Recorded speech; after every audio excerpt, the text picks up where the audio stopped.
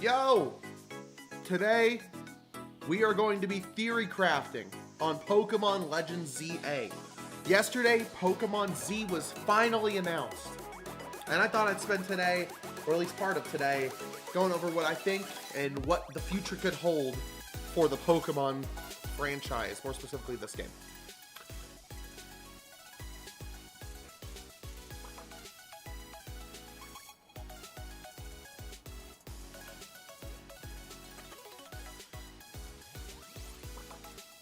Dude, you like the stream already. What the fuck? Big doing, Mr. Guy. I was just thinking about you, buddy. You were just on the noggin. This one, the bald one. Give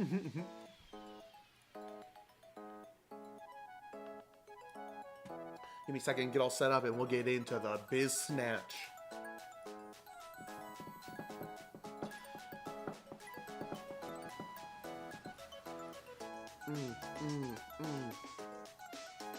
Added like 10 new songs to my YouTube playlist, so hopefully I don't get copyright claimed.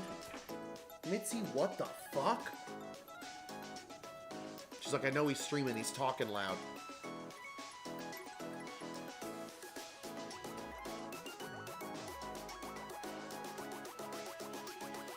Dave, I'm not gonna say how, but yesterday you messed me up, brother.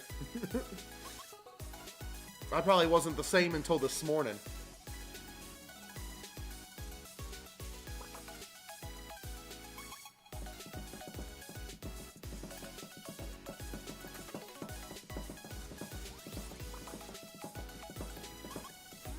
My bad, V? No, that's a good thing, brother. That's a good thing, brother. Nothing wrong with that, my guy. Ain't not a thing wrong with that. That's right.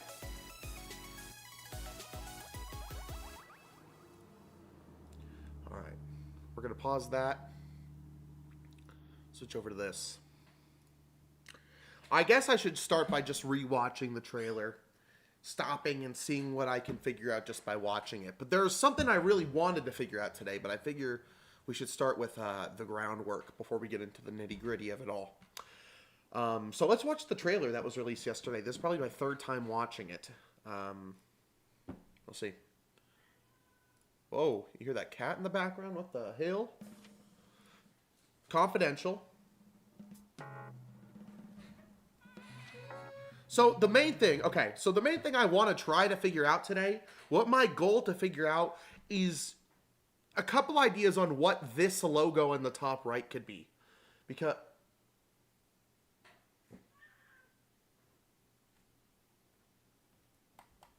Oh no, the camera turned off. No! This is a tragedy. I tried to turn it around to show you Mitzi. This is an absolute American tragedy. Mao, hey.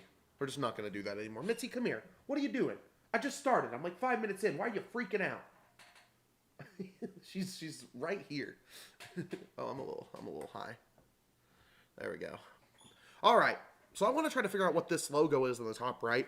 My immediate thought is that it looked like the Galaxy Team logo, or Team Galactic, of course. But the main thing is, something I didn't really realize until yesterday is Pokemon has their own in-world language.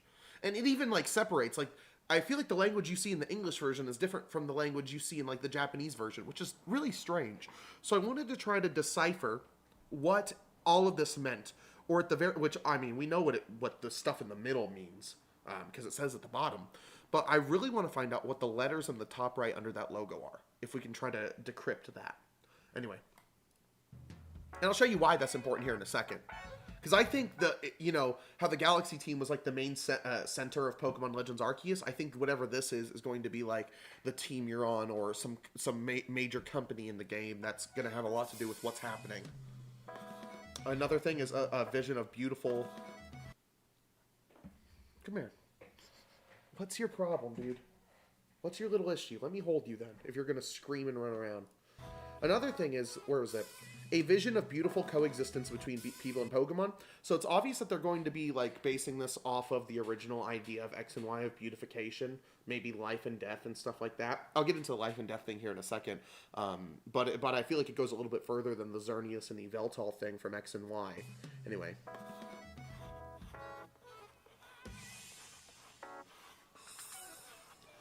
So the first thing that I noticed was I thought, okay, maybe they're wearing Legends clothes right here. I saw this lady right here specifically, and I was like, oh, that kind of looks like the, I don't know what you call it. It's not a gi, because it's not like for training or whatever. But it looked like the clothes from Legends Arceus. But then if we look at the other people here, if I let you go, are you going to, oh my god. She's like, get out of here, little one. Be good. All right. Yeah, I thought this lady may have been, like, an indicator that this takes place in the past, just like Legends Arceus. But I've since, you know, I think debunked that theory, considering the person on the right is literally wearing a baseball cap here. And I feel like that's a little bit more modern. When did baseball caps become popular? In 1860? That is shocking. I did not know that. Okay. How long ago did Legends Arceus take place? About 150 years in the past? Why does that line... That lines up, though. I mean, we're about 25 years off. Well, 1960? No. Absolutely not. So, but there were no baseball caps in Legends Arceus, so I don't think that makes any sense. Anyway. Continuing.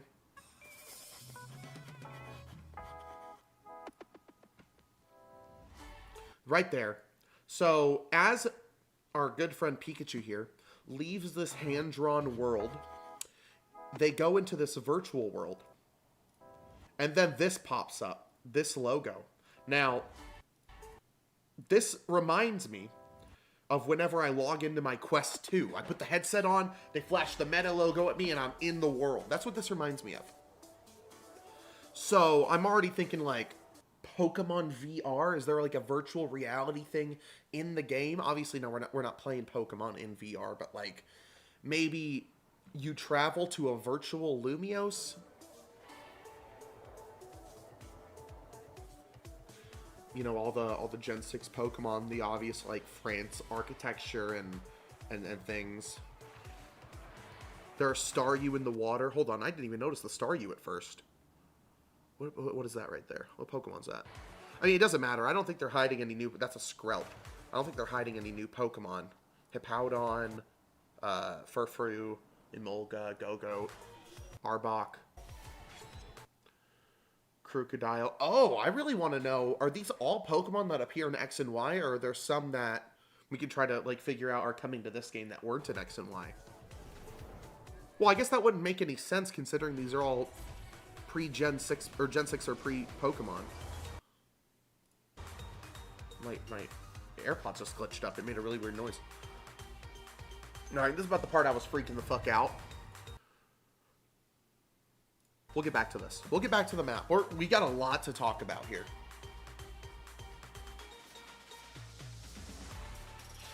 Lumiose City. So my thought process is if we can match these letters up somehow, like, is it called a cryptograph, I think? If we could somehow figure out how this exactly translates to urban development plan, or the red words on the top left exactly translate to confidential, then we could probably find out how the cursive in the top right can translate into something, or at least do our best to figure it out. I already have some ideas, but I didn't really do a deep dive on the language like we're going to do today, so I might figure out something different.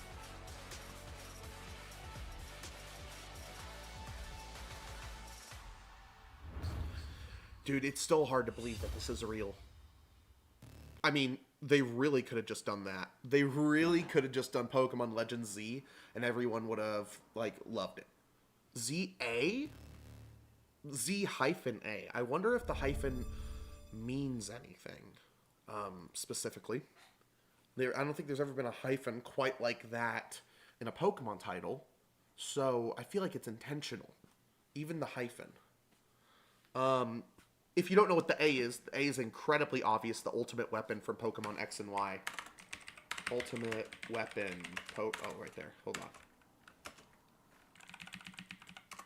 Here. This is the ultimate weapon. Hold on. Let's actually take that. Let's paste it here. This is where we're going to do all of our documenting here. Okay. The title. A is obviously... Well,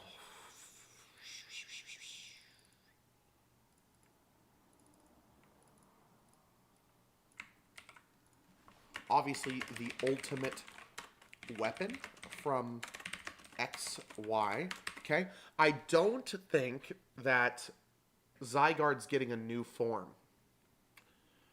I mean, I feel like that wouldn't make any sense considering Zygarde already has like what? 1, 2, 3, 4 different forms?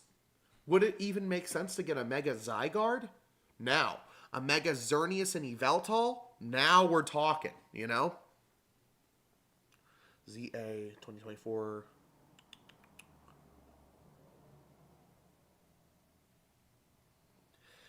And I don't think there's much speculating here. We know what this is. We know what it means, and well, I guess there's a little bit. I want to write down in here. Oops. Get rid of that. I want to write down in here. Well, let's do like at the bottom. Questions to be answered. And then let's.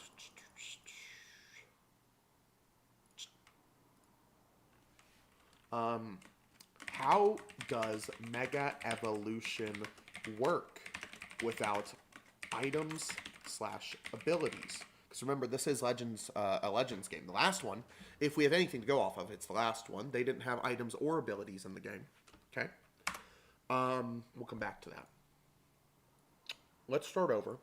So somehow these 6 characters make the word confidential. Okay?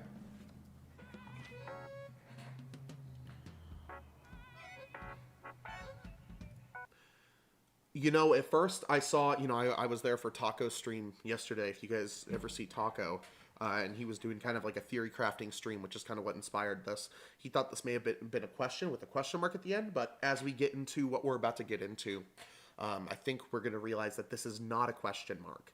And so that makes this not a question. This somehow... These, 1, 2, 3, 4, 5, 6, 7, 8, 9, 10, 11, 12, 13, 14, 15 characters somehow translates to a vision of beautiful coexistence between people and Pokemon. What?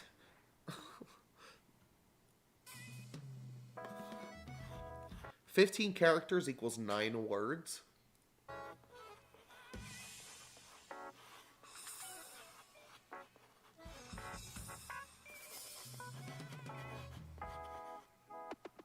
I'm just really looking to see if there's any little detail I missed here. One thing I didn't look at is what the people looked like in the VR world. Dude, there was one guy, the Jerry Can guy. I'm sorry, I forget your name if you ever see this. Who right here called, "This looks like Kalos," which I thought was very funny.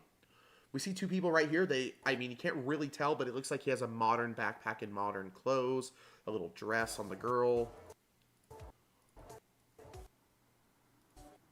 She has a purse. Like, she has a whole-ass purse.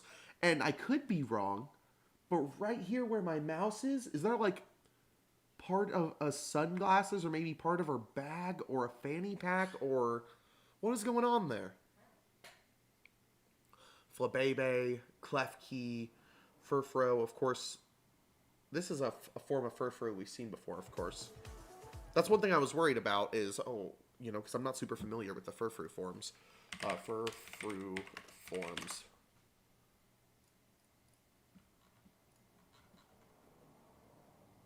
It's the matron trim.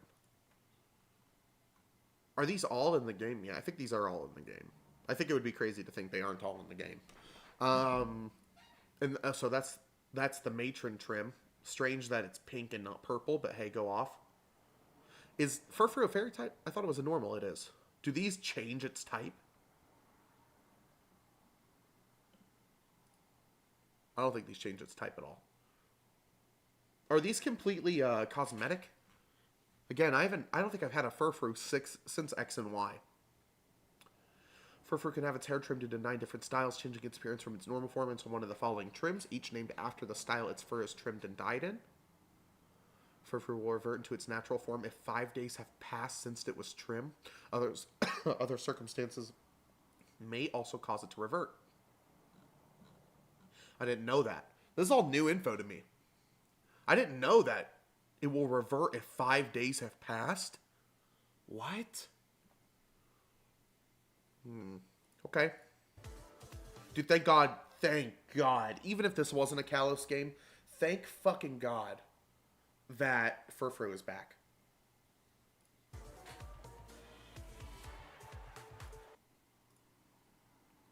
Both male and female, the gender ratio.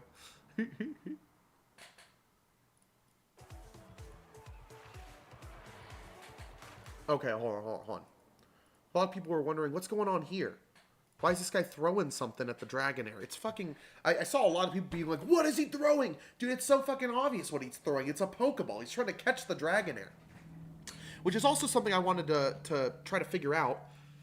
How do we find Pokemon if we are stuck in Lumiose City? That's important. Okay. I mean, no Gen 7, 8, or 9 Pokemon has appeared anywhere in this that I can see. It looks more modern. Oh, whoa. Wait. Wait a second, squad. Is this a Mega Absol in the bottom right? Let me move my cam. Look at this. No, it's just the trainer beside him. Okay. Facts. Another Furfrou form right back here. That's the, like, 3 out of 4 Furfrou form we've seen. Fuck. Words are hard. Bellsprout. Eevee, of course. Something I don't see over there. Something I can't tell. What is that? I mean, I think it would be incredibly obvious, or it would have been pointed out by now, if any Pokemon that was introduced past Generation 6 would make it back into this game. God, I don't even want to look at the map yet. There's just so much shit going on it. However, let's go back to the very beginning. To the confidential. How does this make the word confidential? Well, luckily our friends over at the Pokemon website, PokemonAw.net, please share some love to our boys, have gone through the trouble of trying to decrypt the language in both Galar and Paldea. They even go so far as to say that Galarian and Paldea languages are very similar. However, there are some words that are new in Paldea that don't make sense or either don't match up with the Galarian language, excuse me. So let's read this, actually. This page is still being worked on, but the gist of it is, because not every word written in Galarian or Paldean actually means anything, and because the game's artists need to create text for a ton of different items, that they aren't exactly intended to be understood or recognized. Many times Galarian and Paldea text use garbage text to fill in those gaps. And that's where we're going to try to have to, like, meet a happy middle of what this is. Yo, I'm at work with the AirPod in. Can't miss the homie. Appreciate you, Grant. We're doing some mad theory crafting today. I'm going to switch around these boxes real quick. I'm excited. Okay. In document design and professional writing, which is what I went to school for, so this is already a great source. If we don't have text yet for a particular project, or if we just want to put something into a design just so that people can at least see what it might look like, we rely on a block of text called lorem ipsum. The word is meaningless, as is the text that we use, and that's the point. It's not meant to be actual words, but to simulate the normal spacing, cadence, size, etc. of actual text. This is a perfect online lorem ipsum generator that you can use for your own projects, and they generate nonsense text in multiple languages. I don't think this is really going to be helpful for us, but I want to see this because it's cool. Okay, whatever. I don't want to subscribe to your shit. While going through Galarian text back when Sword and Shield first came out, I began to notice that certain words would appear significantly more often than others, and with letters in a specific order. I ultimately determined that this was Galarian lorem ipsum, text that Game Freak artists would pull from in order to fill in text for various background items, which aren't really meant to be understood, but rather to at least provide the illusion of it being authentic text. Below is an example of perhaps the largest block of lorem ipsum text written in Galarian Paldea found in Scarlet and Violet, next to an example of actual lorem ipsum text.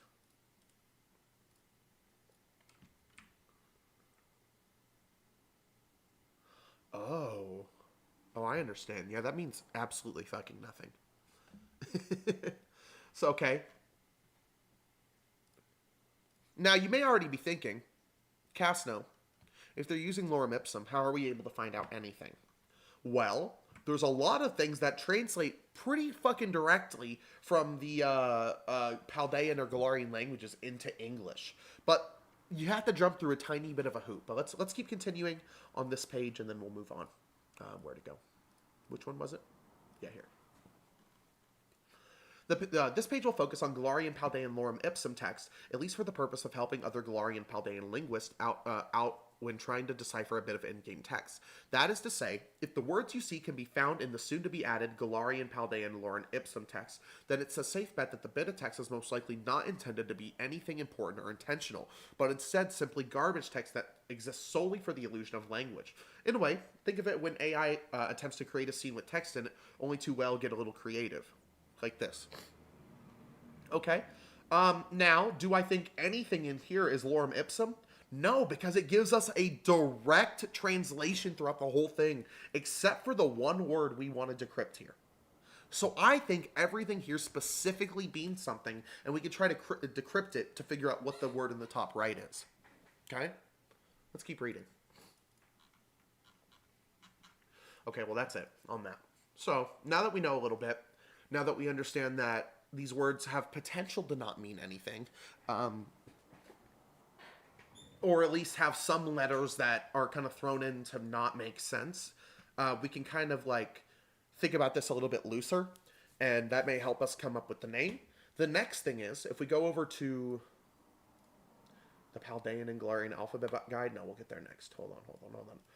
Paldean word list. Seeing Galarian in some of the first Pokemon Scarlet and Violet trailers was a pleasant surprise, because it lets us explore more about the Galarian language. Actually, could we even call it the Galarian language anymore? Maybe we should change it to Galdean or Palarian. Funny. Anyways, what's interesting about Paldean is that it seems to have its own list of words not seen in the original Galarian word list, implying that it has added new words to the list, while also using similar words seen in Galarian, meaning that's definitely intended to be the same language. Research on Galarian is still ongoing, and Paldean will definitely help us understand both. Sweet. Given that Scarlet Violet has only just been released, it's been a little minute since this has been worked on, lol. We're still working on cataloging all the Paldean words we can find. Therefore, this page will, for the moment, just be a list of words we find. Eventually, we'll get it organized and easier to search through. In the meantime, feel free to download the font. So I do have the font installed, but I don't know how much it's going to help us. More on that in a little bit. I also want to give thanks to everyone at the Language Institute channel for over at the PA Discord for their contributions to this list, and to Striker in particular for being able to extract all the Scarlet Violet textures in order to provide us with the highest possible quality pictures of Paldea. Huzzah, good times. Oops, the list is currently unsorted. Okay, whatever. So, if we look at the first two things, Scarlet and Violet has to do with, well, if you choose the Pokemon Scarlet game, you're going to be in Orange Academy or the Naranha, or however it's pronounced, Academy, and then if you're in Violet, it's the Uva Academy. Now, if we look here, Academy on both parts is spelt the exact same. Okay? Now, Academy, this is what, 6 letters? Academy has what, 7 letters, 8 letters? 7. It's not a direct translation. What I think this is a direct translation from English to Japanese, and I don't know how to describe this because I'm really bad at Japanese. I don't really know it at all. But I know that there is a way to visualize how the word sounds in English. Like, you know? Does that make sense? I'll have to do some research to figure out what exactly I'm trying to say here. But like, For example...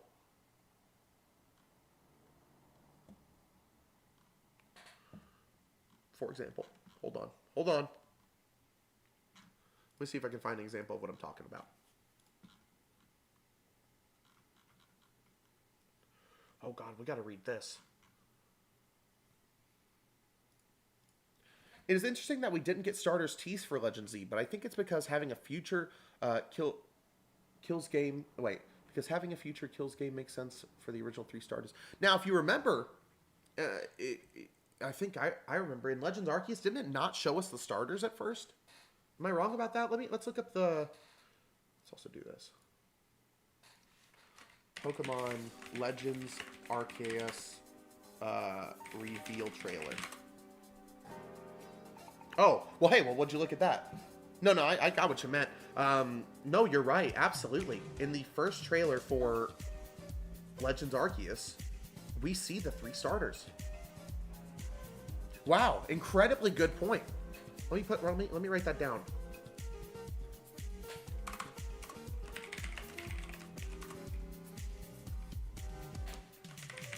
PLA starters were shown in the reveal trailer. Not the same for Pokemon ZA. Let's just say ZA. We could get Megas for Gen 6 starters. Oh, dude, that would be crazy. We have to figure out starters. Which are the most likely? All right. So going back, Cam, since you just joined, what we're trying to do here right now is I'm trying to decipher. Now we know what this stuff means. You know, this means urban redevelopment plan, and this is Lumio City. We want to find out the top right, what this logo is and what this says. So we are going to the Pokemon Awe website to use Galarian and Paldea text, which is very similar to the text in this trailer, to try to figure out what that word in the top right is. Because I feel like this company is sort of similar to the Galaxy team in Legends Arceus, and it's going to play a major point in this game.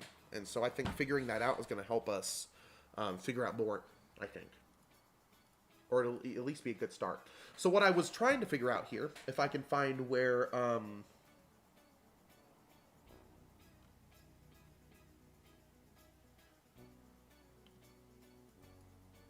Did I just click on the same page I'm on right now? No. Alright. Let's read this.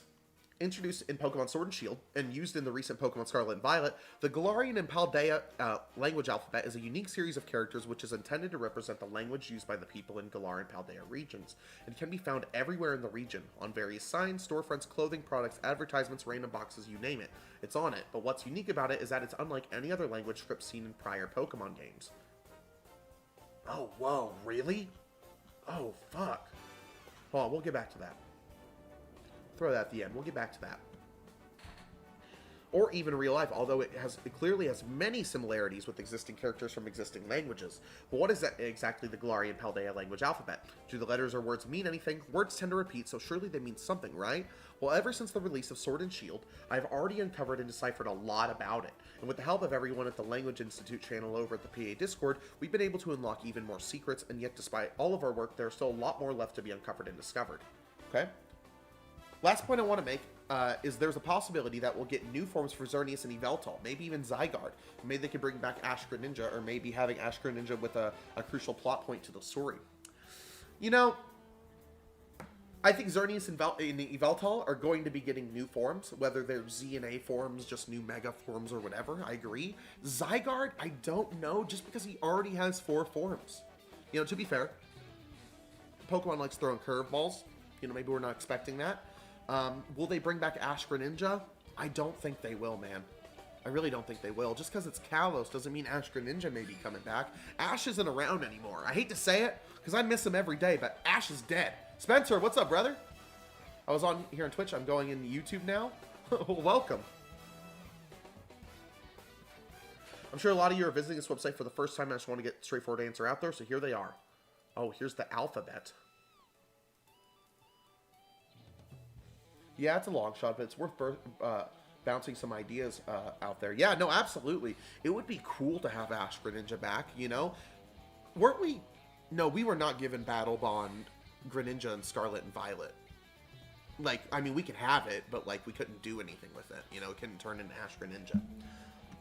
Based on how these letters are used in comics and various Galarian and Paldean texts, it appears these characters also seem to represent both uppercase and lowercase. Okay? An incredible example of what I was trying to say earlier is if we go to the end here, we can translate one word. If we go here, and we look up Lumiose City Pokemon. What is Lumiose City called in Japanese? Meyer City. So, you know, what is this called? Does anyone know what this is called? You know, this is obviously Japanese, but whenever they show how the name of what the, you know, how it's pronounced in English, what is that called? Anyway, Meyer City. Okay? It is Meyer City in Japanese. I think what happens is Pokemon will take the word from Japanese, convert it into an English word, not translate it. It's because, you know, this word right here, whatever this is, translates into Meyer City. Okay? And then they take that, so let's take Meyer, and then they will translate that into the Pokemon text. How I think I know that is if we go back here and look at this, all these letters at the bottom row line up to Meyer City. And if we look, the second letter is I of Meyer City, and the second letter of city is I. The second letter of each of these words are the exact same. So I think this letter is I. So let's do this. Copy.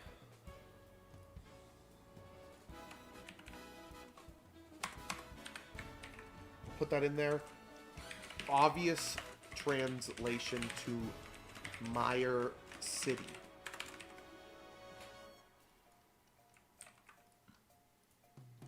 Dude, how come my text is just freaking the fuck out and not wanting to stay the same size? Let's do that.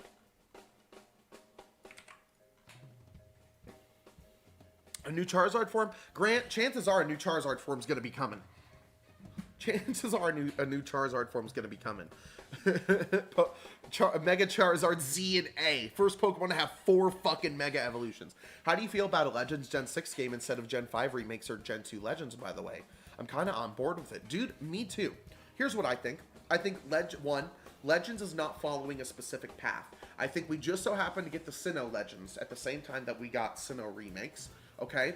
I think Legends is going down its own path of doing stories in Pokemon that they never got the chance to, like, kind of expand upon. For example, Legends Arceus finally gave everyone in the world the ability to get the Azure Flute and get Arceus. You know, that was something they wanted to do in Diamond and Pearl. Well, they did in Japan, but they couldn't do it in the rest of the world because they thought Americans were too stupid to handle it. But they gave us the Reggie shit anyway, regardless. And then with this, obviously we never got Pokemon Z, and they got a lot of notes and ideas about Pokemon Z. So I think, one, Legends games will follow all of the not timelines, but like story plot points that we never got the chance to expand upon. For example, again, the Arceus, Azure Flute, and Pokemon Z. 2, I think Gen 5 remakes are still coming. I think they're going to be coming next. Why Gen 5 remakes are still coming.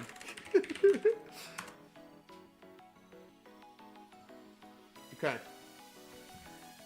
Let's get this out of the way. Because I think Gen 5 remakes are coming, but it'll be a few years, okay? Fire Red and Leaf Green came out on the Game Boy Advanced. Yeah? You may see where this is going already. Heart Gold and Soul Silver came out on the DS. The dual screen. I'm not doing that. Omega Ruby and Alpha Sapphire came out on the 3DS, and Brilliant Diamond. Is it one word? Is Brilliant Diamond one word, or do they put a space in it?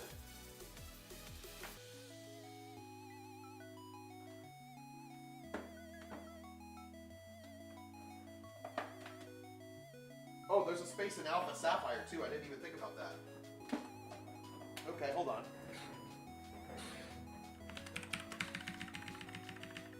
Brilliant Diamond, Shining Pearl are on the Switch. There has not been a single set of remakes that has come out on the same console generation. I think the Switch 2, or whatever comes after the Switch 2, that will get black and white remakes. I don't think we're getting black and white remakes anytime soon. Hey, Casno, I'm just passing by. I can't stay tuned for long because my pet cat needs a checkup because she's sick and I need to sleep. It's 3:14 a.m. here. Dude, 1, get your cat checked out, and 2, sleep. You know, this will be a VOD. I can always catch you next time, my friend. In terms of Gen 2 remakes or Legends or Let's Go or whatever, man, I don't think that's coming for a while. I think the closest they're going to do is probably add Gen 2 to the NSO. Which I was really hoping they would do yesterday, but they did not. And that's going to be our Gen 2 for a while. I mean, Johto's the only region that has not been represented in true 3D yet. So I was really surprised that it didn't come yesterday in any way, shape, or form. I don't know about Johto. That's an interesting one, you know? That's the big question is Johto. But here's why I think Gen 5 remakes are still going to come. They're going to come on the next console generation. Brilliant Black. Shining White. Switch 2? Maybe to avoid backlash, I shouldn't call them Brilliant Black and Shining White. No one wants Ilka to make them. Okay. So, Pitch Black. It's probably going to be Pitch Black and Bright White or Blinding... Oh, Blinding White. Yeah, that's good, Grant. That's good. We'll leave it like that for now, because we all think Ilka's going to be making it. All right. So, other than that, we know this is Myers City.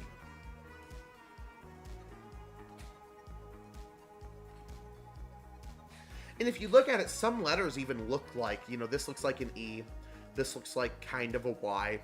And you may think that's a little bit of stretching, but if we go back to here, look at this. Names like Galar look like this. That, obviously, I mean, if you look at that, you can see how it says Galar, right? Wait a second, what? Wait, that's an R at the end of Galar. But that's the same as the letter on here. Why does this end in R?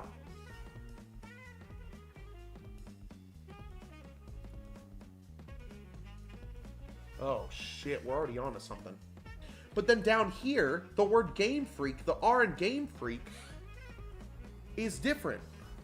And the letter they use for F in Freak is the same letter they use for R in Galar? If we look right here, here's another example. Milo's Japanese name is Yarrow, Y-A-R-R-O. His name in Pokemon is the same amount of letters, and it even so happens to match up with the double letters in his name. Let's actually take that. Another examples of translations. Milo's Japanese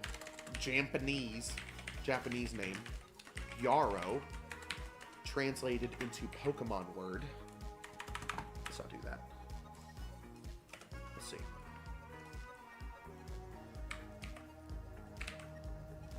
What the fuck? Let's do this. 94A7?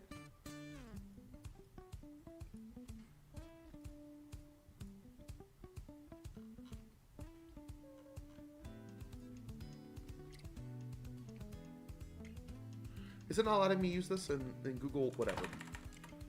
It probably looks like Japanese where it's context specific how the character looks, if the text means anything. Yeah. But if we, I mean, yeah, it's probably specific to each thing. So like in this sense, that letter looks like an F. So it's used as the F in Game Freak. And in this sense, it, what? This is, I mean, I don't know if you're able to see this. Oh, let me zoom in a little bit. This is the word Pokemon. This is Pokemon.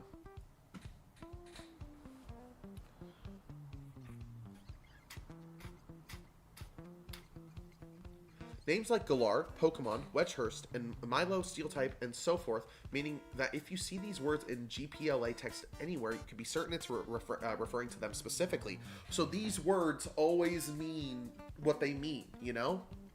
GPLA words do and do not spell out actual existing words, and of the words they do spell, they don't use the same characters many times. Putting it simply, the Galarian alphabet is what I would like to call consistent gibberish.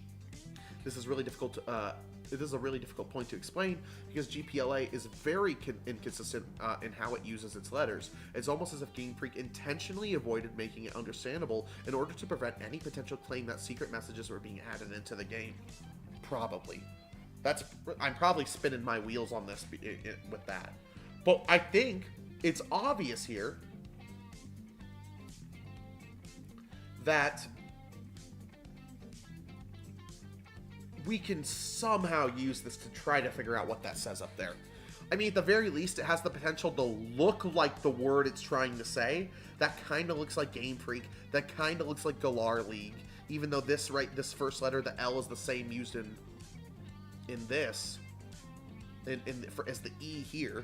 I'm currently working on a Japanese course, and kanji for the same word can be changed depending on how the word is being used. That as well. Then, wait, Grant, you might know. What is it called? Is it I'm sounding completely stupid and ignorant here. But, like, for example, right here, it's Japanese text. I'm looking at real Japanese text. And they're translating the Japanese text into English. Not translating, but converting in a way. So, like, this means Lumio City in English. However, in Japanese, it means Meyer City. So, in Japan, it's called Meyer City. So, how did they get the word Meyer? What is that called? Phonetically? Thank you, Grant. You said that earlier, and I didn't know what you were talking about.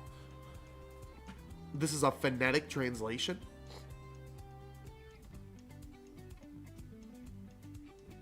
So, and why this is important is Meyer City, specifically this part right here where it says Meyer City, links up perfectly with the word on screen earlier. Look, M-I-A-R-E. So here's the second letter is an I. If the second word is city, then the second letter is still an I. So that means there's some form of translation here.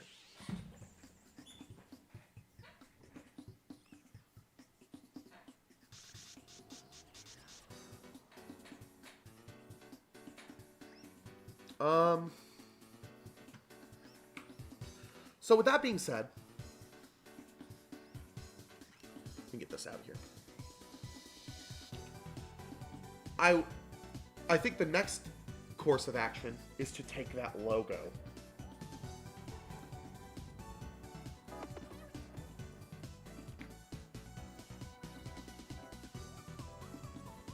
Oh, come on.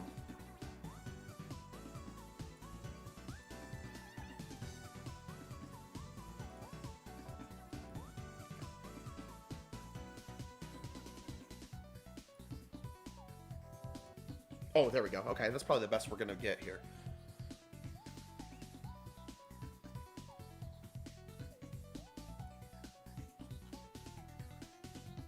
Let's get rid of this. Fuck. Can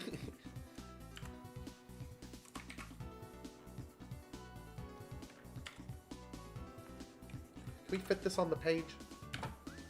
Damn, I don't think we can, man. Damn, that is big. Do that. There we go.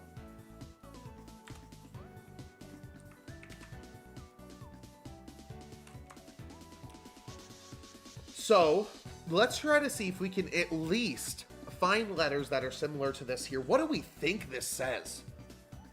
Hold on here. Let me open up a word pad because I can't even use the Pokemon text here. Let's do this. Oh, of course it didn't take the images. Okay, fuck it. Whatever. I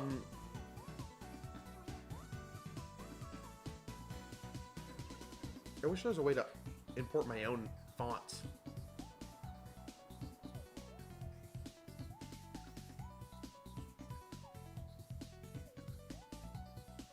I don't think there is. Okay. Well... where's the one that shows the full alphabet? Yeah, right here.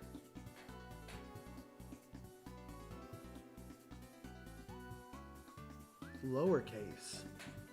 Oh, okay. So maybe this... So this first letter that we see on here, I think matches up with that. Like this O. So this is... Quasar. Bro! Callie, you're on to something, dude. Absolutely it says Quasar, I think. If we are... So you know, it's obviously lorem ipsum. I don't think we're going to be directly translating it in any way, shape, or form. I think the Meyer City thing really just threw me off because of how specific it looked to being translated, being the same amount of letters and characters as Meyer City, and the I's in both letters being represented by the same character. I think looking at this looks like Quasar, and I think trying to maybe, like, super, like, translate it directly is kind of gonna provide us with nothing.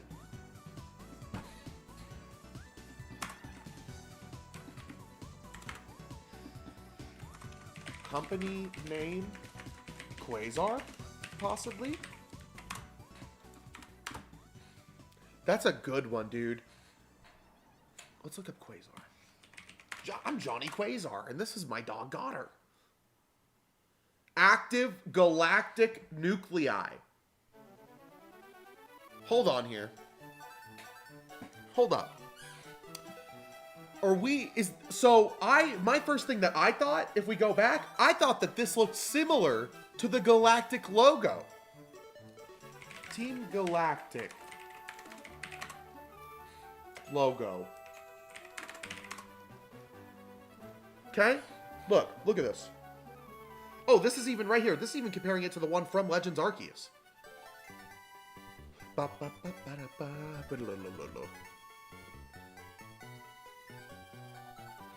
Is it possible? Because it's pretty obvious that I think this game is set in a time either much closer to modern time or the future. Is it possible that Quasar is like a branch off of Galactic?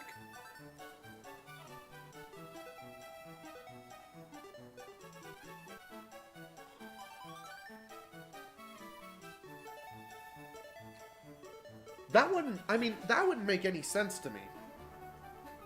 Because what are Team Galactic or the Galaxy team or whatever doing in Kalos? If it's even called Kalos in this.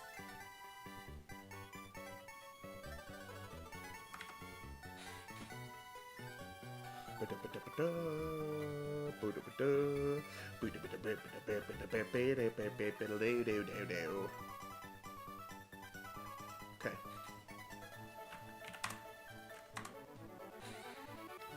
Okay. I think it's pretty good. Oh, let's get a photo of the A as well. Put it next to this.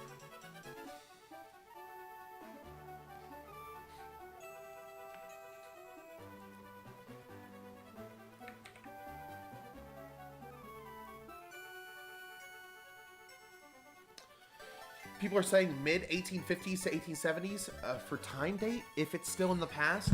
So the reason that they're probably thinking that, I just look at this. When did baseball caps become popular? Like 1860s? That's where this is going off of, I think. I haven't heard that. This is the first I'm hearing of that. But if I had to guess, the reason why people are thinking that is if we go to the beginning, this lady right here has a baseball cap on. So this is obviously a little bit more modern than Legends Arceus. So you go, when were baseball caps popular, they started coming around 1860, and by 1900, they became super popular. But they were around in 1860. Okay, so that makes you think, okay, so is this 100 and X many years in the past? Well, if we go to when did Pokemon Legends Arceus take place? Okay. How long ago did Legends Arceus take place? Today I learned, thank you to this guy on Reddit, today I learned Pokemon Legends Arceus takes place about 150 years ago, which matches up with when baseball caps became popular in the real world. So I don't think that's the case, because if what you're saying is true, then it would take place around the same time as Legends Arceus. I don't know if this is already common knowledge among the Pokemon community, but here it goes. I've always wondered what time period Legends Arceus takes place in ever since it was announced. I thought it would be at least 1,000 years in the past. As it turns out, after a bit of research, it only takes place about 150 years ago, which is a lot less than I thought. Specifically, it takes place during a time in Japanese history known as the Meiji Restoration. I may have messed up that word. Which started in 1868. The Meiji Restoration is a movement with the purpose of revolutionizing Japan. Many Western ideas were adopted in order to improve Japan's social and economic system. One aspect of this movement is the development of the region of Ezo, which is the northern and at the time underdeveloped island of Japan. Many people in Japan... Okay, I get the point. Look up Haussmann's renovation of Paris and... Oh, thank you. Haussmann's renovation Paris was a vast public works program commissioned by Napoleon III. Bro, that directly ties into who I think one of the starters is, if you can guess what that means. And directed by the prefect of Seine, I'm not even going to try, George Eugene Haussmann between 1853 and 1870. It included the demolition of medieval neighborhoods that were deemed overcrowded and unhealthy by officials at the time, the building of wide avenues, new parks and squares, the annexation of the suburbs surrounding the Paris. Okay, wow. I did not know about this. That's a good point. That also makes me think, what if... Now hear me the fuck out. You know how in Legends Arceus you were sent back in time with your phone? What if you were sent to the past, Kalos, with like, I don't know, VR headset, Apple Vision Pro? And now I know that sounds fucking crazy, but like, hear me out for a second. And look at this. And this is you entering the VR world and going into the futuristic Lumios, where everything's in the future and shit like that. And then you could take your headset off and go back to old Lumios, where like you're helping build the town into what they see in this VR world or something like that. That would be interesting.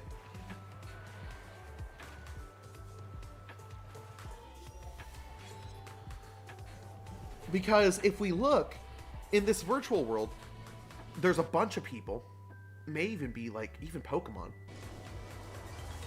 and the city is complete. But then when it goes back to like the drawing form, this is like a schematic. It's obvious that this game is going to be about building upon Lumios and like bringing it up to modernization. The word that really throws a little bit of a wrench in that is redevelopment plan. This could mean a couple of things. This could mean that something happened like the war, and this is the redevelopment post-war. We could think like this is in the future and something happened to Lumio City and this is them trying to bring it back to what it once was. That's a really good point. Thank you for saying that, Callie. That's a very, very good point. In the middle of the 18th century, the center of Paris was viewed as crowded, dark, dangerous, and unhealthy. In 1845, the French social reformer Victor Considerant wrote, "Paris is an immense workshop of putrefaction, where misery, pestilence, and sickness work in concert, where sunlight and air rarely penetrate. Paris is a terrible place where plants shrivel and perish, and where of the small..." Oh my god, wait, hold on. You're onto something, bro. The redevelopment is referring... Why wouldn't it just say, like, the modern development, then?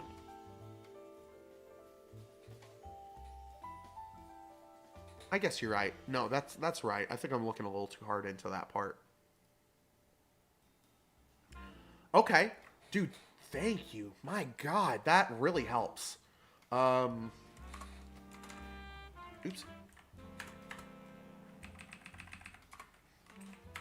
Haussmann's renovations of Paris is what the game is based off of.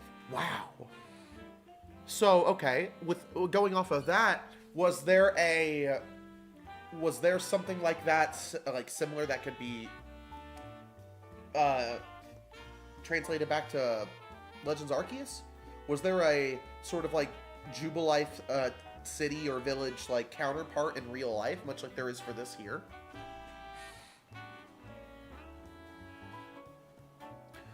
Man, thank you for saying that. I honestly would have never, ever gotten here if you didn't say that in my chat. Thank you.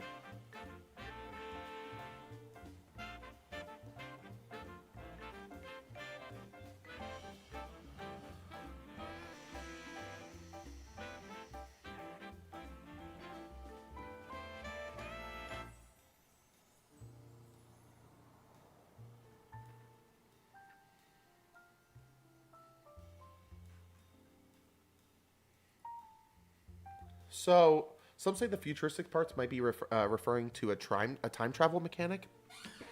Yeah, I think that's, I mean, that's a good point. I also don't think that this game will have a large, I don't think this game's going to have a large focus on time travel like Legends Arceus.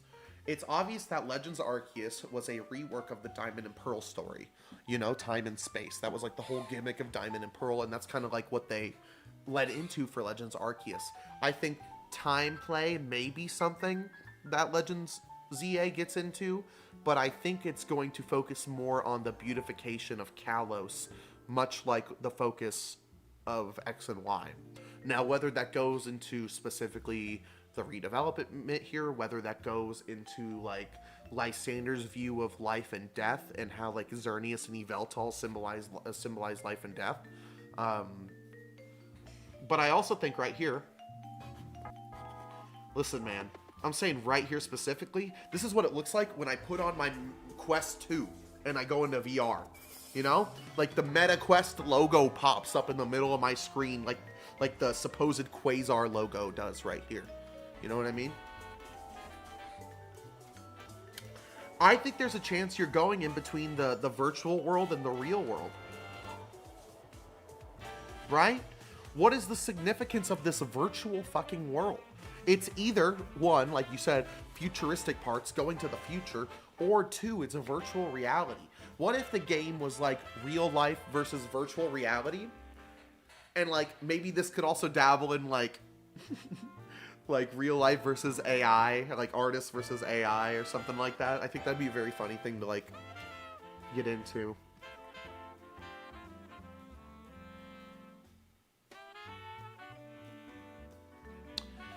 Okay, so I think you're right. I think this is Quasar.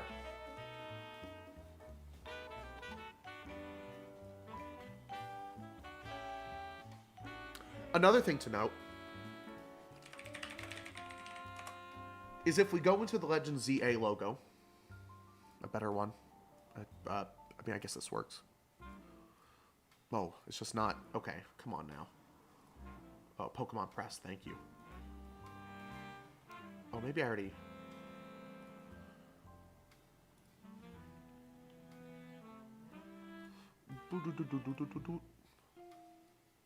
Let's get this big. Look, if we zoom in right here, there is incredibly obviously red and blue hidden in the logo. This means one of two things, I think. One is it's Xerneas and Yveltal, which is an incredibly, you know, obvious point, or it could be the red and blue that's on the chest of 100% Zycard. Some say the A in the logo refers to the thing AZ stopped in the war. Oh yeah, I already got that on here. The A is obviously the ultimate weapon from X and Y. Here's them two side by side. I think that's obvious. If we even like look up a video of like Pokemon XY ultimate weapon.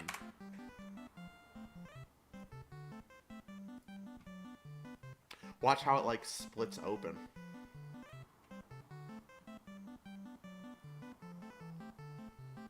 Get ready to see this scene again, by the way. I promise you this scene's gonna happen again.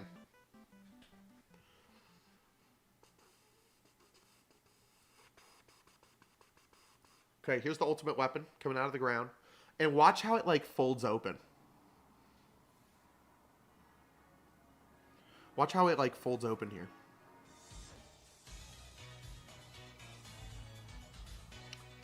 It looks like, you know, petals or, like, leaves. Because it's a flower, you know? It's supposed to kind of be based off of a flower. It's kind of based off of AZ's Floet in a way, too. But see how it opens up with, like, petals almost right here? You know, these are, like, petals or, like, leaves or stuff like that. If we go back to the logo, it has these like petals or leaves on the bottom of the logo. Some people thought this is like a new form, or this is going to be like a grass type legendary Pokemon. I think this is just the ultimate weapon. Now, does that mean there's a chance that Zygarde and the ultimate weapon will fuse in this game? Probably.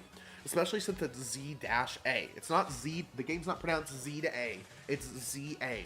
That hyphen doesn't show up anywhere in a Pokemon, any title or anything, besides when, like, Pokemon fuse, I think.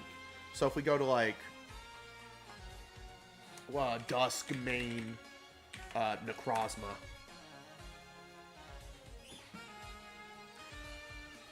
Oh, I'm just fucking wrong. I'm sorry. I'm wrong about that part. But it could mean a new Zygarde form. You know? I don't think the anime languages are going to help us at all. I don't think this has anything to do with anything. These don't even look like... Oh, these... They translate? These actually translate? Simple substitution cipher where one basic modern Latin alphabet is replaced with a symbol from a made-up language. I didn't know that. It becomes a Pokemon itself. You see, that's... I don't think that's a crazy theory.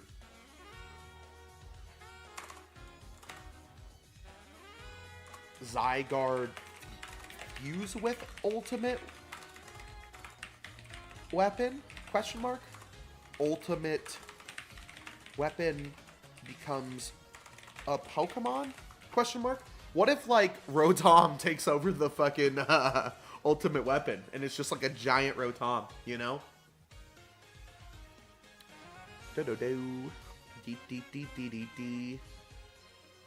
Okay. I think we're done with the consistent garbage. I don't think we're, or consistent gibberish.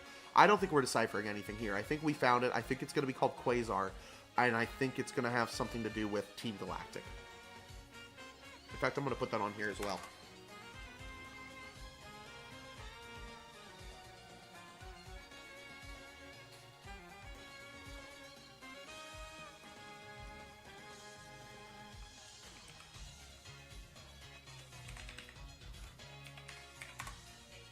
Oh, Galactic Dance, LOL.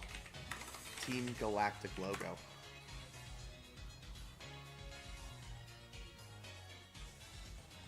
Xerneas breathes life into it. And you see, like, what if the ultimate weapon were to be fused with Xerneas and Yveltal?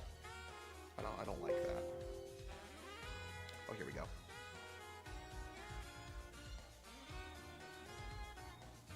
That's not a crazy theory. Hello? There we go.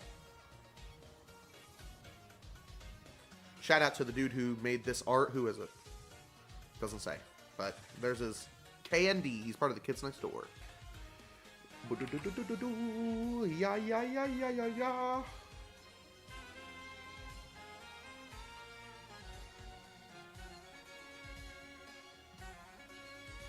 Definitely Yveltal just makes sense. No, it doesn't make sense. Absolutely. The death. Also, assuming that this... So I'm definitely of the opinion that this takes place in a more modern time, at the very least. Or at least you might go to a modern time. Quasar logo looks suspiciously similar to Galactic/Galaxy logo. Quasar. What did it say exactly what a Quasar was? I forgot. Something with Galaxy, like a thing. Quasars are subclass active galactic nuclei. Right. One more time for the people in the back. So are a subclass of galactic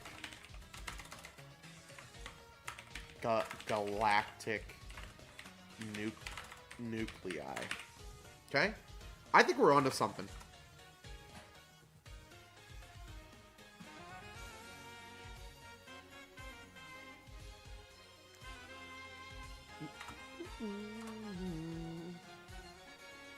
All right.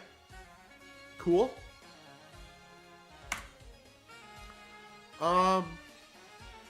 Yeah, company name, I think we're on to something with Quasar. Okay, what new megas are we getting? Definitely the starters and Flygon. If Flygon doesn't get one, people will riot. Good question. Let's move on to that. new megas I think we are getting. Right off the bat, I know 2 Pokemon that I feel incredibly confident are getting Mega Evolutions. Flygon, just as you said, Callie, I agree with you completely, 100 million%. And, hold on.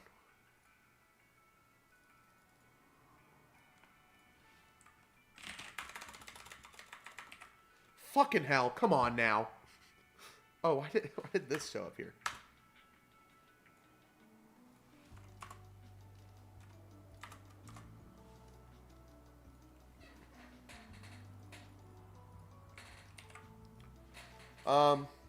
Flygon. You know the other one? Do you know the other Pokemon? So Flygon obviously, as every single person knows, Flygon was cut short of its Mega Evolution. They announced that they really tried to make a Mega for Flygon, but just couldn't come up with anything cool.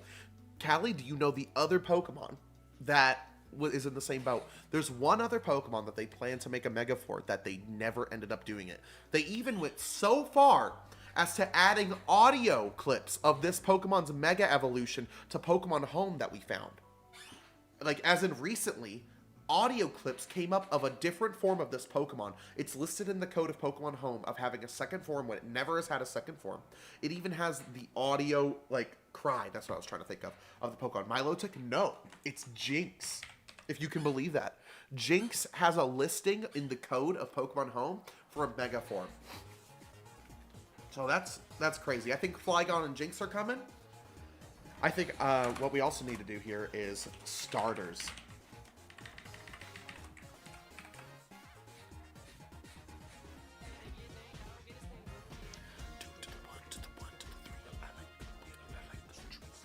Let's open up all Pokemon starters.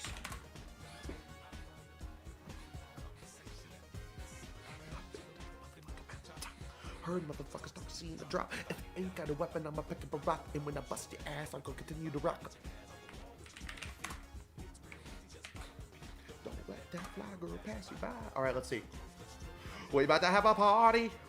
Let's get it started. Let's take a look. Who do I think is going to be... Why would anyone want a Mega Jinx?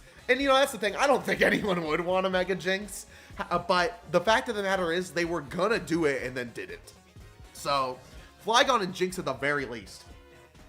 I think another way to think of what Pokemon are going to be getting Megas is to figure out what the starter might be. Because I think that the starters are definitely going to get Megas. So I think first things first, we should count out Pokemon that I think have had a little too much love lately. So let's, I mean, Charmander, get the fuck out of here, homie. No. Already has way too much shit. Okay? There's a chance at a Pokemon, or a Charizard, Mega Charizard Z, and that's fine, but I'm more worried about who the starters for this game are going to be, and I don't think it's going to be Charmander. I don't think it's going to be Charmander, Bulbasaur, or Squirtle. I think they just got too much love. Definitely not Gen 1 except Charizard, because Charizard, yeah. Gen 3, they already got them. With Gen 2, Cyndaquil's out because it was a starter in the first Legends game. In fact, using that logic, we can go and cross out the other two from the other 2 Legends games as well, and get them out of the way. Is this Pokemon?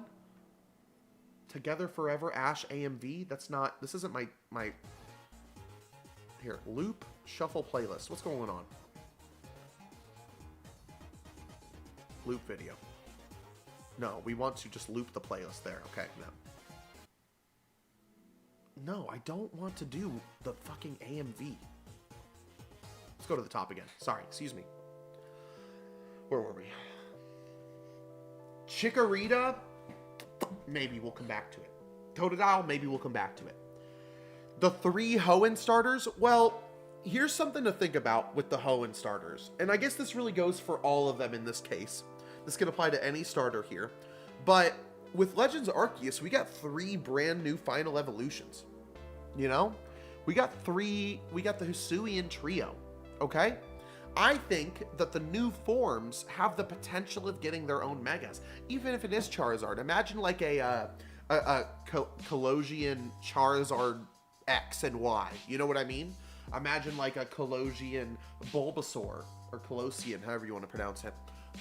You know, Mega Colosian Bulbasaur. I think, you know, saying, you know, the 3 Hoenn starters have gotten their own Mega Evolutions, and that makes them not able to be the starters, it might not be necessarily true. But I do think you're right in that the Hoenn starters are probably not going to make the cut. Maybe Trico. We also have to think of Pokemon that don't fit into the French sort of thing.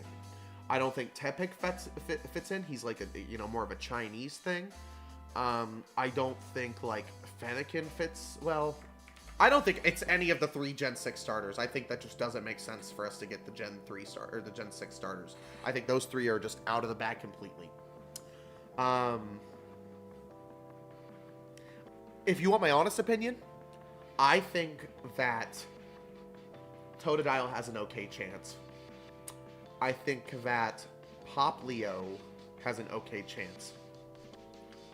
I think that Sobble, like, maybe. And I don't think Quaxley, just because of how new it is. However, that only leaves one option of water types here that we haven't gotten into. I think, without a shadow of a doubt, that Piplup is going to be the water type starter of Pokemon Legends ZA. It is... Empoleon's literally based on Napoleon. Like, the guy that helped lead Haussmann's renovations of Paris. I think it just makes so much sense that Piplup is our starter. Oops. I can make it pretty. Hold on. Holy shit. Can I... There's no... Okay, hold on. I can go a little bit.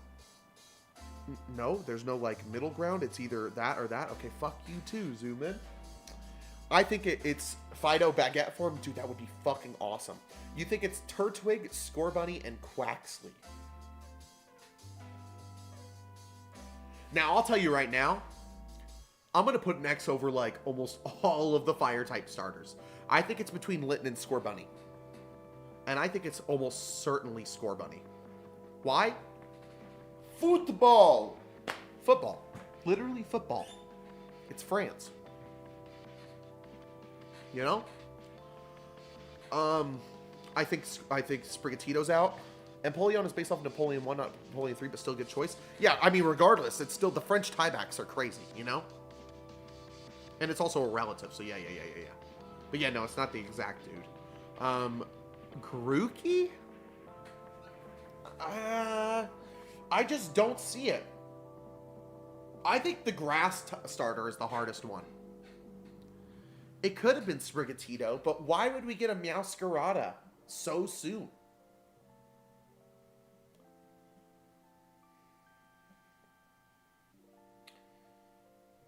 I think you're onto something.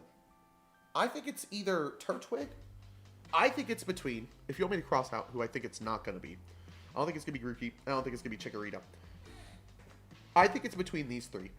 Now, it could be Turtwig.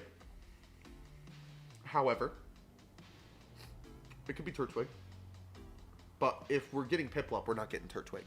So if I'm pretty sure that Piplup's coming, I don't think Turtwig's coming. That leaves between Trico and Snivy. I think Snivy has the smugness to be a France starter evolution. Some say Snivy because of royalty. Well, you also have to consider the fact that these final evolutions are going to be different from the evolutions that we know. You know, if we look at the trio from Legends Arceus, you know, in the sense of like Hisui and Decidueye, it kind of turns from an archer into like a samurai, which fits in a lot more. So we could be like completely wrong, because Piplup might now evolve into something that isn't based on Napoleon. You know, Scorbunny may evolve into something that isn't based on football, and Snivy may evolve into something that isn't based on royalty. Who's the most royal fire type? The most royal fire type? Probably Tepig, because its final evolution is based off that one Chinese guy. I think that would make sense.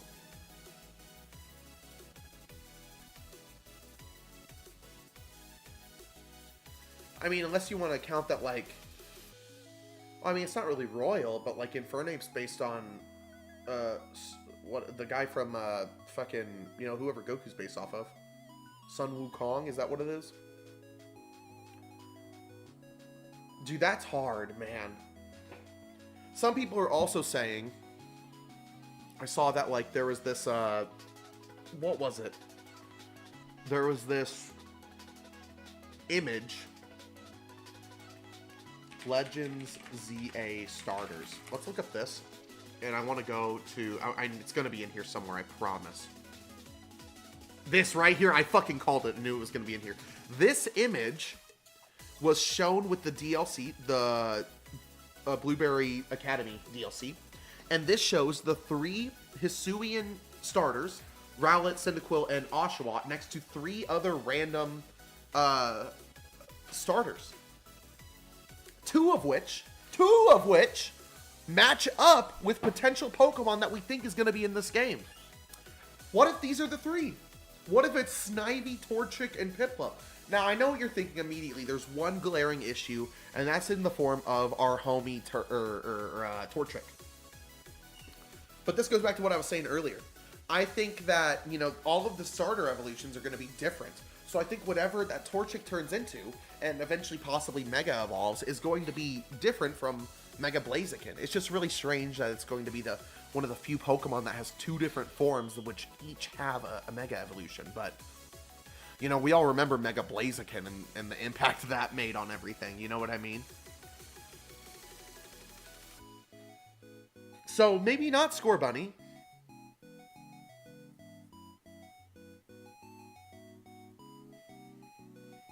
I think, I'm kind of a believer of this image. I'm not gonna lie, I think this may have been a hint. I think maybe the 3 starters will each represent a class of citizen. Really? Oh, whoa. Lower, middle, and upper class citizen? I'm guessing, like, maybe Piplup will evolve into, like, you know, an upper class, considering it's based off of Napoleon. Well, no. Snivy would be the upper class because it's based on royalty. And then Empoleon will probably be like the middle and then Torchic the bottom. That's an interesting idea. I'm going to write that down. Possible starter themes. Citizen class. Lower, middle, upper.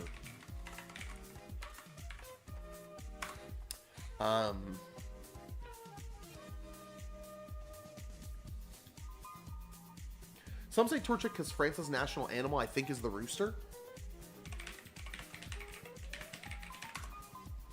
Oh, you're right. Oh my god. Dude. Coconut Binks, hello. That's crazy. Good thinking, dude. Bro. Okay. Let's think. Starters. So if it is Piplup, Torchic, and Snivy, Piplup is based on Napoleon. Torchic is based on what was it?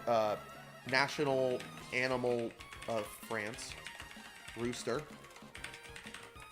And then Snivy's based on royalty. Oh my god!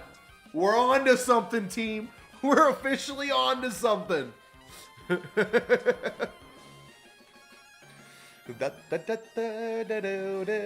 believe by fighting in the military, you could obtain a higher class, so maybe Empoleon for the warrior class and Snivy for the royalty. Dude. You guys are so much smarter than me.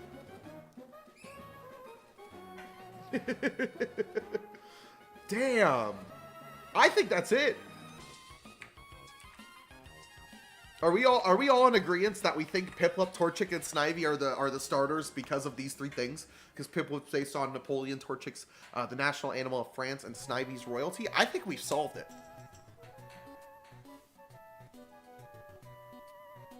That's cool. Good thinking, team. I want to ask you guys. Dude, this is fun. Is it not, Coconut? This is so much fun to do this. I want to ask you guys, do you think the supposed Quasar logo, this one right here, do you think that that's a reference to the galactic logos? The Galaxy and Galactic logo? That was me, by the way. A lot of what I get is from other people online. Also, I agree. Oh, was I reading it wrong? Did someone else say that? But either way, I mean, yeah, a lot of people online are you know, doing a lot. I mean, you're bringing it to me. A lot of the stuff I didn't know. So thank you.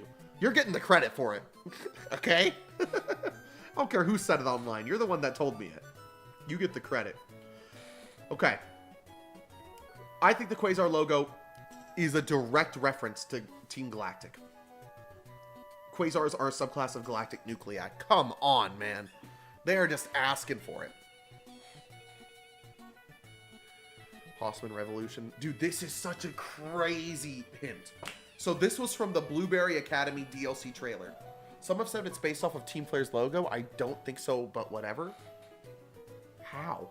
How's that based off of Team Flare's logo? It's like a fiery F. Yeah, I don't see that at all, personally.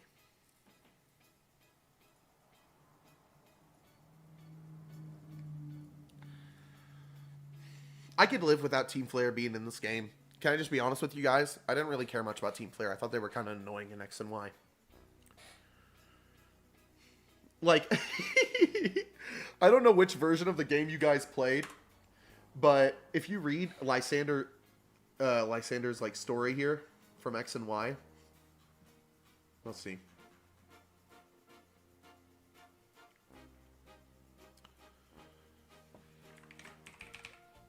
Here we go.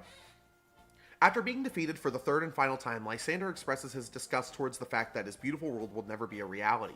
The player and their friends attempt to reason with him, saying that if Pokemon cooperate together, a better world is possible, and they use Mega Evolution achieved by him as proof of the bond he has with his Pokemon. However, he rejects the idea as mere naivety, and then attempts to force it. Either he attempts to force immortality upon the player, friends, and himself, or kill everyone in the building. I do think Malva's ancestor may be the main villain. Is Malva that pink-haired lady? Yes. Yes, she is. Fair.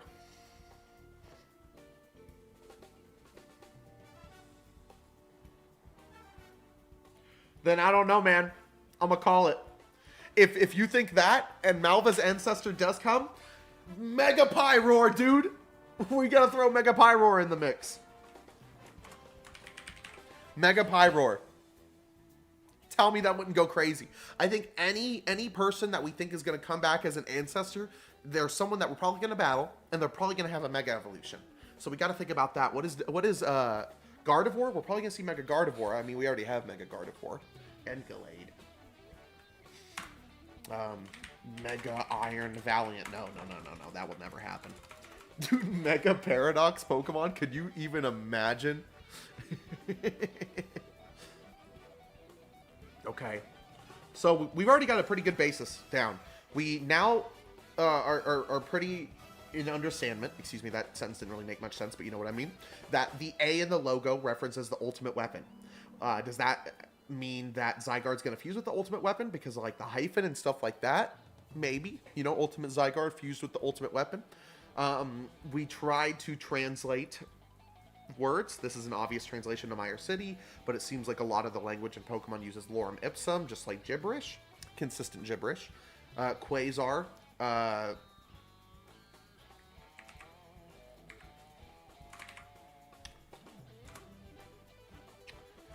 think this logo is obviously Quasar. I think that this just looks like Quasar, and I think it has to do with the galactic stuff. Some say Getsus and En's ancestors maybe in this, since they descend from royalty. Possibly. But that's assuming that this is in the past. This is all assuming that this is in the past. Now, at the same time, we could be in the future and we could see descendants of everyone, you know? We can then tell who canonically fucked. Because if we get a descendant of N, then we know N has canonically fucked.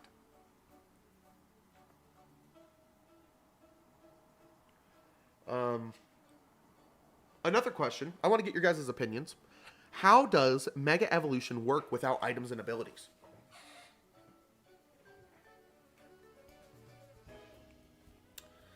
And you're probably wondering, like, whoa, whoa, whoa, whoa, whoa. Why do you think there's not going to be items and abilities? Well, Pokemon Legends Arceus have items and abilities.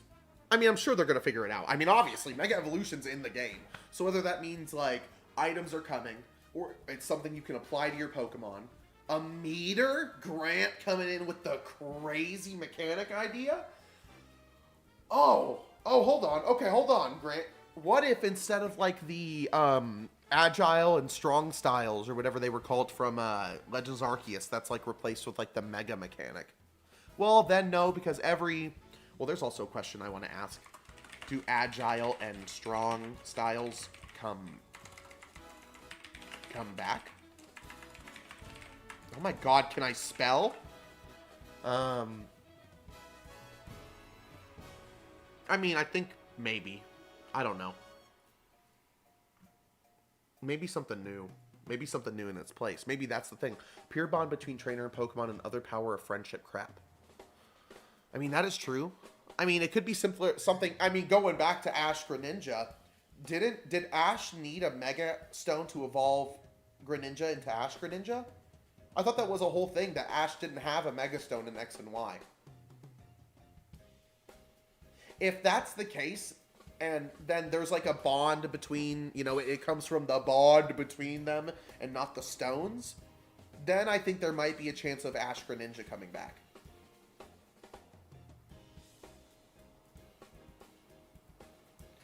Interesting idea. Let's see what's going on here. We got another like. Thank you, whoever liked. That's awesome.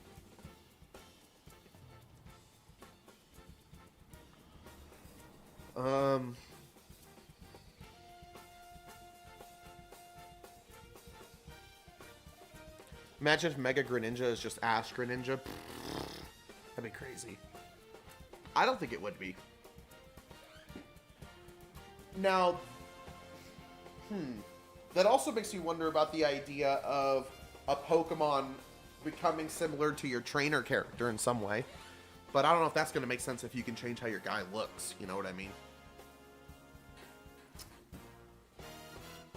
So far, I think in terms of new Megas, I think we're getting Flygon, Jinx, and Pyroar. You could fight me about this list. Let's look up other... Well, what's Lysander's main Pokemon? Isn't it like Camerupt or something? It's Pyroar. It's Pyroar. Wait, Lysander also uses Pyroar. I think Pyroar is going to get a Mega Evolution.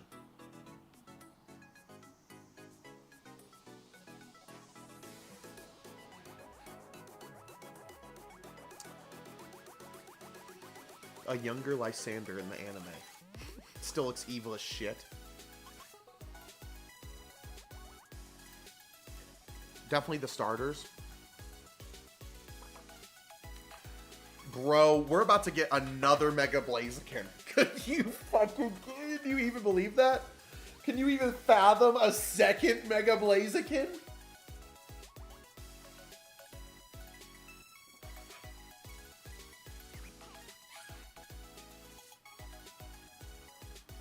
As well as the OG Kalos starters. Oh my god, please give me Mega Chestnut. Please, please, please, please, please give me Mega Chestnut.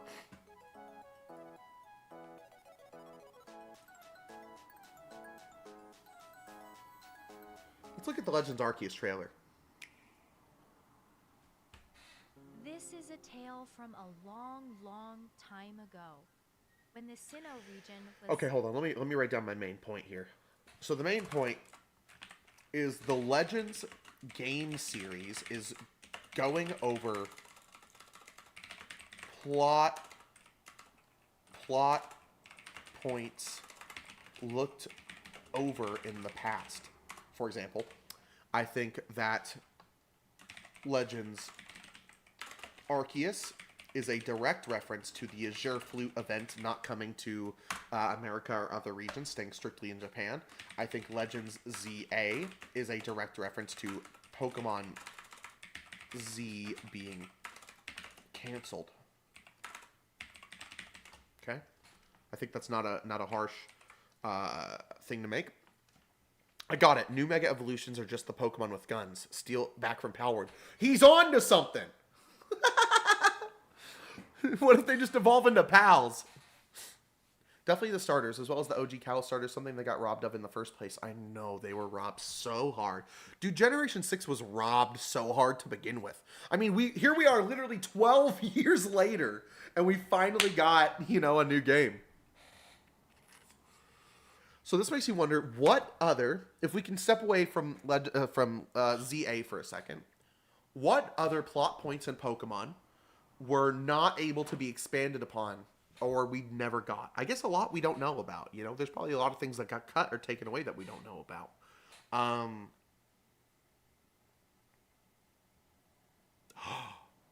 Pokemon Gray. I mean, this would have been Legends Gray. Everyone probably thought Zinnia. Oh fuck!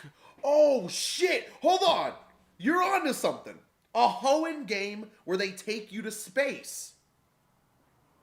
Legends, Hoenn, Space, and Zinnia. It goes into like the dragon ancestor thing. You know? That Zinnia was all about. That's such a good idea.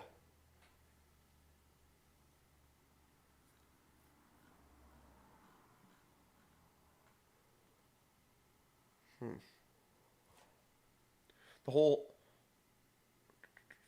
Aster thing in her bed. Yeah, absolutely. Pokemon Zen. LOL. Okay, I think Xerneas, Yveltal.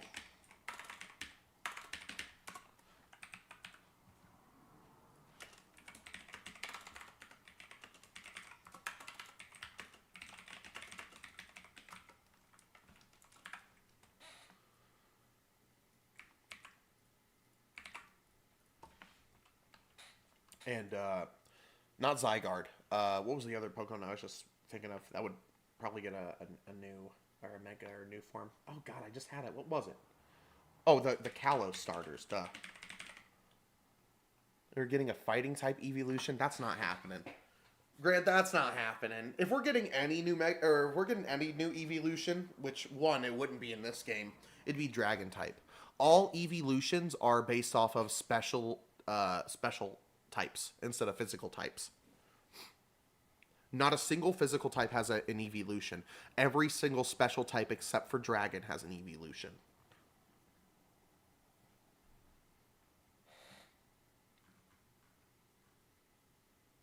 Team, I think we are on to something, man. I say either Ghost or Steel. Is Dragon not a physical type? No. Special and physical types Pokemon.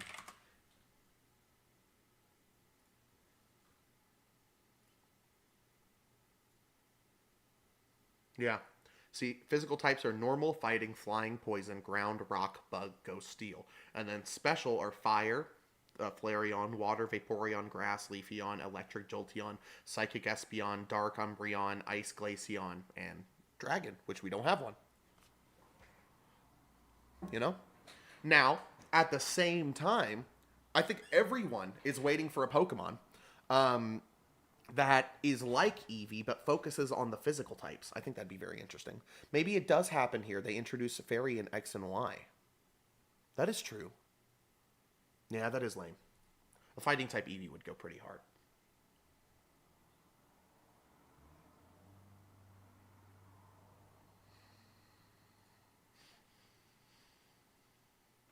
Dude, it's just crazy to me that they did this. I think that is just such an obvious hint to what we're getting. Also, retype Charizard, LOL. I think this is such an obvious hint, man.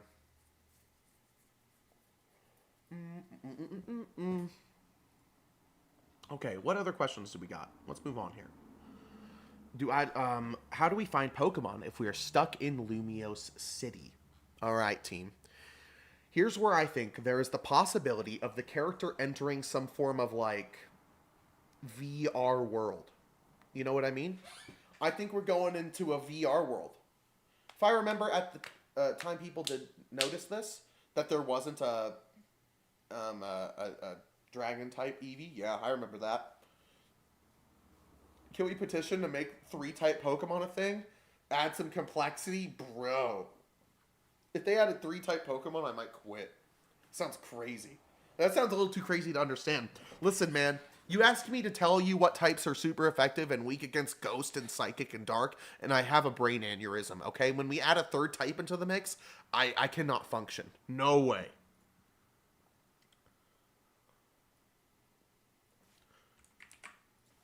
Dude, I think this is our most solid evidence yet, right here, is the Piplup Torchic Snivy. I think this is dope. I think... Okay. How to find Pokemon in Lumiose. There are catacombs under Paris, so there may be something under Lumiose. Okay, we'll put that down. I think that's a good idea. Paris. You can tell my shift key is sticky because I spilled champagne on my keyboard a couple days ago. Catacombs? Underground area? It doesn't make sense to catch Pokemon, oh my god, in the city.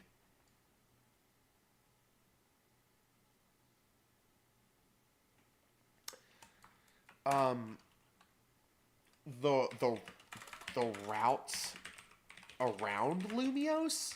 Well, that doesn't make sense because it says the game takes place entirely in Lumiose City.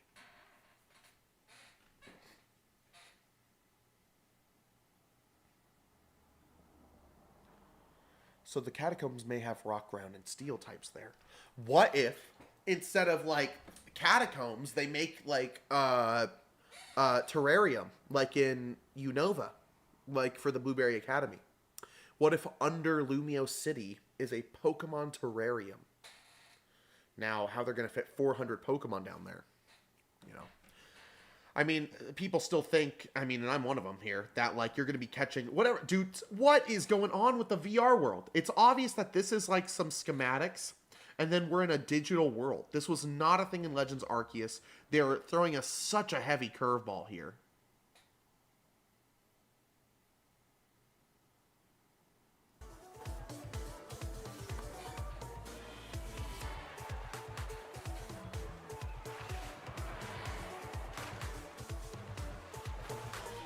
Wait, what was that? What Pokemon was that?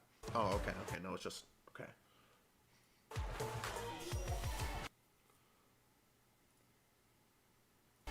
Was that a Lucario over there, maybe? Oh, that's a Meowstic.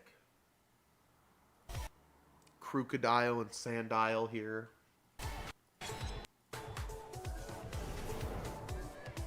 I remember being able to find Sandile in X and Y. Heracross and Pinsir. Wait a second. Hold on. Hold on, team. Hold on, team. I just had an idea. Okay, let's pay very close attention to the Pokemon that appear in this trailer. Pikachu. Fuck off. We have Pyroar. Hold on. We got Pyroar, a Gen 6 Pokemon. Flabebe, Furfrou, Klefki, Gen 6 Pokemon. I think these are all wild Pokemon and they are living in coexistence. No, that's 100% what it is, but I think there's another meaning here. Hold on. We are looking for Pokemon that are not Kalos original Pokemon. So we got Dragonair, 1. Staryu, 2. Gyarados. Okay, so let's think. What if... I know this is sounding crazy. What if all the Pokemon that aren't Kalos Pokemon here get Megas? There's already so many Pokemon that do get Megas that specifically show up here. For example, let's continue thinking about that. There's Gyarados right here, obviously has a Mega Evolution. There's an Absol right here, obviously has a Mega Evolution. Emolga does not have a Mega Evolution. Arbok does not have a Mega Evolution. Back here, Crocodile doesn't. Maybe these are hints that these Pokemon are some of the ones getting Megas. The reason I think that is because I see this scene, and I see Heracross has a Mega. I see Pinsir has a Mega. I see Onix, Steelix has a Mega. Okay? Bellsprout, maybe a Victory Bell. What is that Pokemon on the right? Right there. I could not tell. Maybe Kangaskhan. Mega Emolga? Dude, the fucking Volt Switch would go crazy. Yeah, I think that might be a... Oh, that's Pangoro. That's Pangoro, I think. What was that Pokemon on the building? Hold on. There's a Pokemon hanging on the building. Oh, it's Ariados? And then... Is that a Crow? That was a Noibat.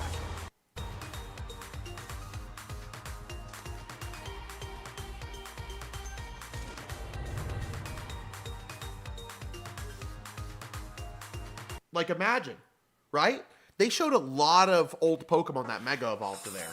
What if they're showing Pokemon that are going to Mega Evolve in the game, like all the other ones? Mega Pikachu? No way.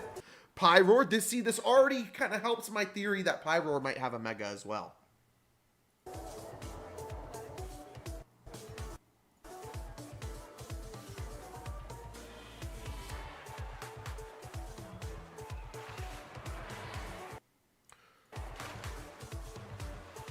What is this Pokemon? What is that right there? What is that Pokemon? Hold on. What is this Pokemon right here, chat? We could barely see it. You could probably even barely see it through your own chat.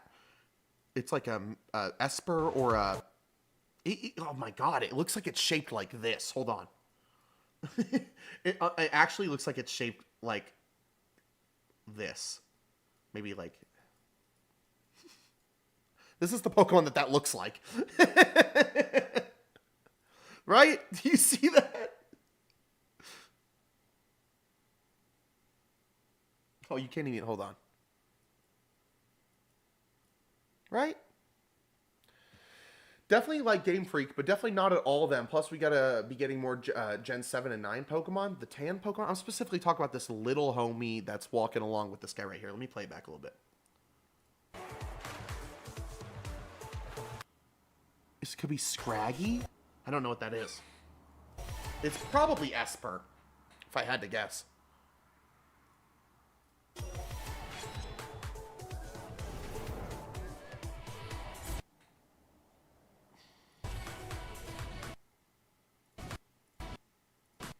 Oh, there's another, like, green Pokemon right here. What is that? What's this green Pokemon on the right? I don't know. Yeah, I think people said Esper. That makes sense. Probably Esper. I don't think they would have the balls to hide a new Pokemon in the trailer, honestly.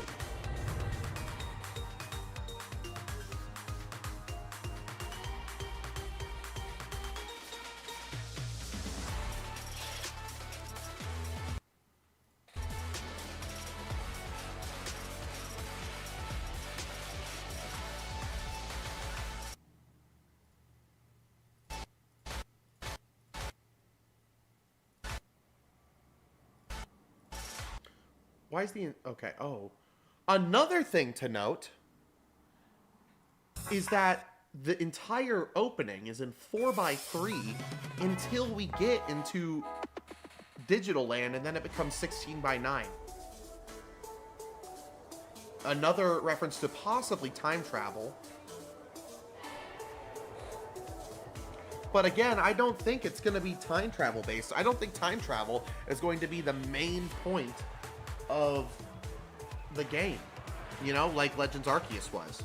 I think that was pretty specific to Diamond and Pearl, and I think we're definitely going to lean into the life or death slash like beautification of the region. Quasar logo top right of the file portions. What? Oh yeah, duh. Yeah, absolutely. Yeah, Quasar logo up here. I think that, I mean,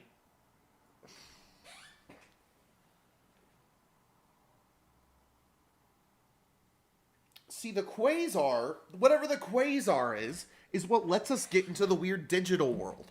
If that's even a thing. I mean, obviously they wouldn't just show this wireframe for fucking nothing. Like, I think this is something that's gonna, like, it's important. This is important in some way. We're running, hold on. Did you notice that it looks like we're running? The camera's bouncing. It looks like we're That, or like, maybe it wouldn't be a train.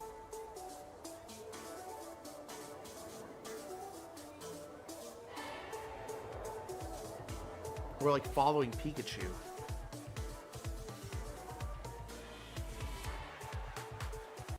Oh, there's a trainer following the Pikachu. We were from the eyes of the trainer. Hold on here, hold on. The Quasar logo looks like a ship going through a wormhole.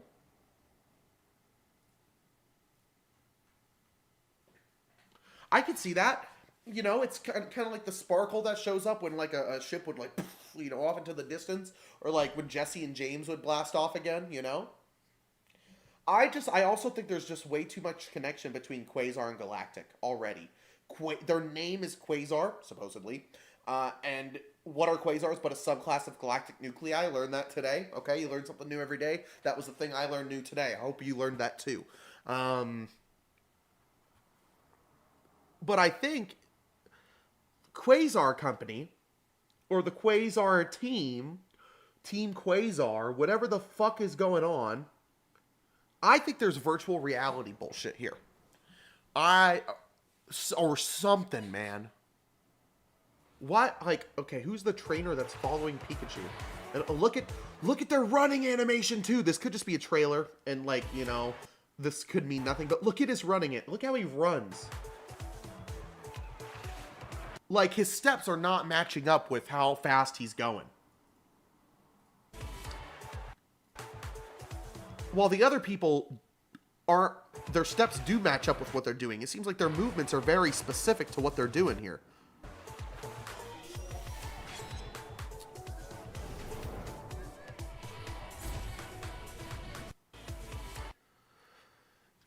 Is it possible to catch Pokemon in the digital world and then bring them back to the real world?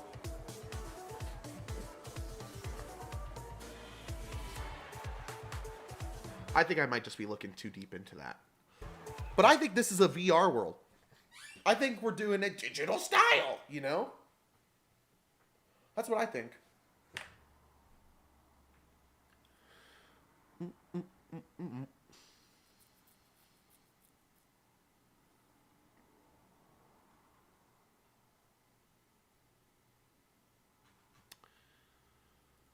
Do I think Zygarde's getting a new form? Dude, it's so hard to say if I think Zygarde's getting a new form. Well, with Legends Arceus, Arceus didn't get a new form. And, like, the main antagonist of the game, in terms of, like, the main Pokemon antagonist, Giratina, didn't get a new form. But the two box legendaries of the original game got a new form. So I think it's pretty safe to say that X and Y, like Xerneas and Yveltal, are getting new forms. You know? Maybe represents the new mechanic from the SV DLC. Oh, the Synchro Machine? Homie. I think you're onto something. Because I thought the same thing, too.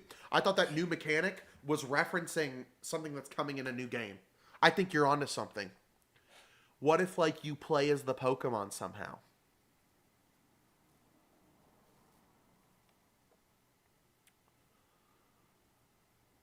And maybe a whole lot of this is exploring the city as Pokemon. I also agree the furniture in the cafe looks very modern, which is weird to me. Neither futuristic or middle-aged style. Yeah, exactly. Nothing here screams futuristic other than the wireframe and like Tron-style world. Everything else here looks pretty modern. Even before it even gets to this part, whenever it's just like the hand-drawn style, like again, going back to earlier, this woman that appears right here has a baseball cap. And a ponytail. It's definitely more modern. I thought maybe this person in the middle might have like one of those outfits from Legends Arceus, but then there's a person with a pea coat right next to them. That's because it's supposed to be the 1800s. I don't think the fucking baseball cap was in the 1800s. I mean, it was 1860s that it came around. Okay, you're right. But I don't know, man. I'm so against the idea of time travel being that big of a part of this game. I don't know if I think that you're going to be going back and forth in time. I mean, there may be time shenanigans involved. Like, you know, we're probably going to see fucking Emmett next to Lumio's tower. But That's hard to say. Another thought is like, okay, let's say that it is modern. Let's say that it's like, I think you're thinking too deep into this. You're probably right. Let's just take away all of that for a second, and let's just assume the game is modern for a second. It is closer to the time that X and Y takes place than we think, okay? My question, the thing that I was thinking is like, if that's the case, and we are right around the time of X and Y, is the Lumios Tower or whatever, wherever the gym is there still a gym here? Is there still a gym? If we go to this image later on of the city, let's take a peek at this. We have yet to take a look at this. We becoming Matt Pat 2.0 with this crap. We're about to steal his job once he's done. If we look on here, right here, there is a Pokeball on this stadium or whatever. Okay? I think this might be a gym or something you battle. You know, in Legends Arceus, there were 5 main bosses. There are 5 main areas of Lumios. So, you know, it may also be safe to assume that these chunks are the chunks you can explore one at a time. Maybe with these, like, little, like, circular parts being where you find Pokemon. Because this one looks a little bit like a park. But at the same time, oh, maybe these are, like, mini terrariums. Whoa. This looks like a battle arena. This looks like a bigger battle arena, but this also kind of looks like one. Maybe, dare I say, a contest hall. Oh, this looks like a park right here. Right? You can see the path. Notice the walls with the 2 gates at the top, middle, and top right. Oh. Yeah, there are definitely gates here. But, you know, they said that this game takes place entirely inside Lumios City. So I think it's safe to assume that this is the entire game map right here. I don't think you're going outside of Lumios in any way. They specifically said it takes place entirely in Lumios. Oh, yeah, because look right here. This looks like a bridge almost. So maybe this could be water in some way. And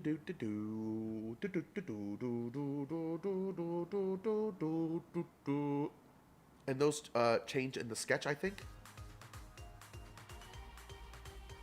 They don't. In fact, it doesn't look like anything changes in the sketch. It looks like, you know, it just isn't as rough. Even the Pokeball on the stadium is still there. And that's something we really have to consider here. Because if this takes place in the past, well, it's hard to say when we don't know exactly how far ago Legends Arceus takes place comparatively to the main series. Well, Legends Arceus is main series, but you know, like the main set of games. Because obviously in Legends Arceus they didn't have the modern Pokeball yet. But here they obviously are at a time that they have the modern Pokeball.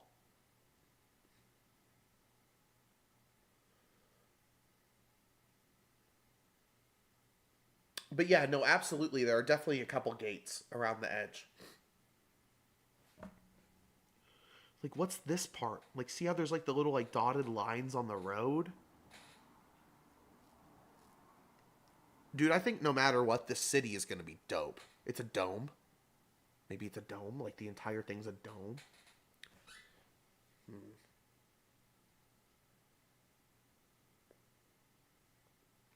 They also said this is a very ambitious title. I don't know if they say that about everyone, but I feel like they do. But it seems like this is an ambitious title. It's really hard to imagine a Pokemon game where you catch, battle, and train, but it all takes place entirely in the city. Unless you go in VR to battle, catch, and train. You know? Bad ending. You get stuck in VR forever. I mean, the Legends Arceus didn't necessarily have a good ending, did it? You didn't get transported back. At least I don't think you did. And Ingo definitely didn't get transported back. You know what I mean?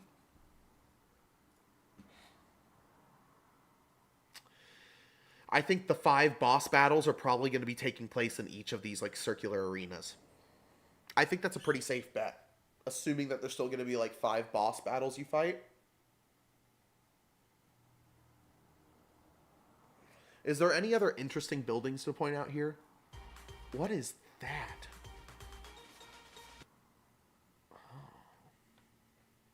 You see how, like, the circles, like, don't really have much detail to the inside of them until it becomes futuristic? Other than that, that's, like, literally the only thing different about these maps, looking at them back and forth. Oh, look, this looks like this could be a little, like, grassy part. They almost look like mini wild areas. I think you're on to something, but at the same time, like, how big is this map if those are the wild areas? Because, you know, Legends Arceus was split up into 5 open zones. Lumios here is split up into 5 zones, like, with these roads. You know, it's like 5 slices of pizza. You know what I mean?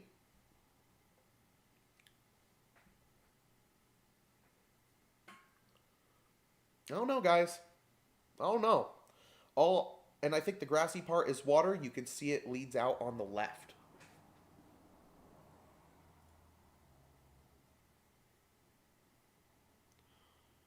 Do you mean like right here? Are you talking about right here? Oh, no, right here. Like, yeah. Like, I think that's probably water. Well, this right here, judging by the fact that there's another bridge right here, this is probably that, like, that canal or, like, water area we saw in the trailer right here. Oh, wait, well, hold on.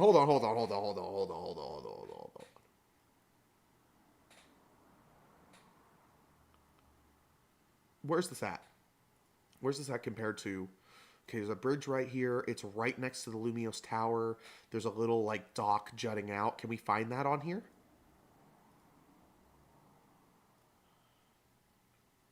I think that's right here. You can see, like, you can see, like, a little piece jutting out right there. I think that's exactly where we are on the map. Dude, Emmett might be here like Ingo wasn't Hisui. Dude, that would be awful.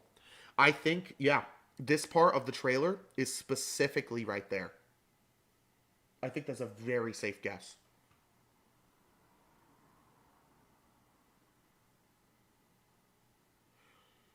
Which means if we go back, what's in here? You may not be able to see that. What's in here? Because this right here, yeah, look, there's a little dock area, and then it like comes up to like a little, it's like an L. It's like a backwards L. Let's go back.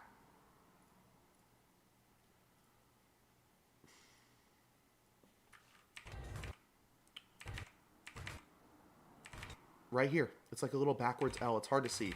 Oh, there we go. That helps. This is exactly where that part was. In between those two? Like that gated area was right here, and it goes under the tower.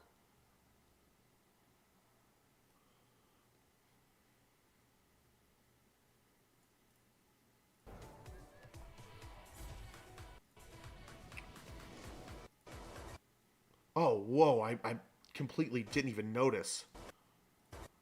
Whoa, hold on, team. What is that Pokemon? Is that a Salamence right here? It's blue like dragon. It's kind of shaped like a Salamence.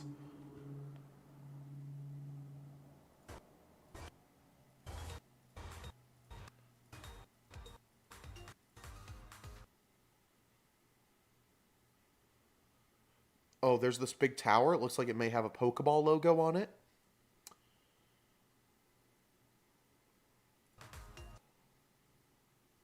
Sea Monster Legendary, which is just a Mega Gyarados. That makes sense.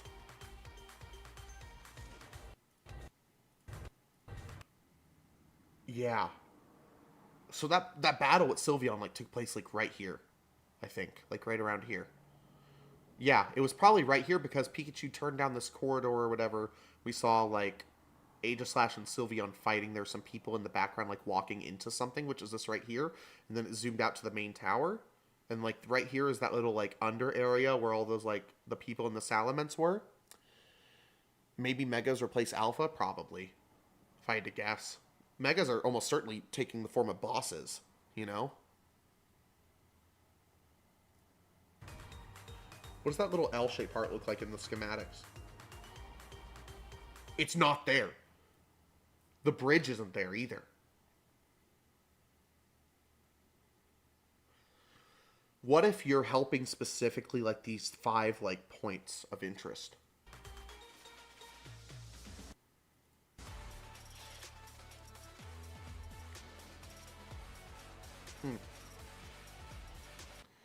Okay. Let's try to wrap up what we know here. So, final thoughts.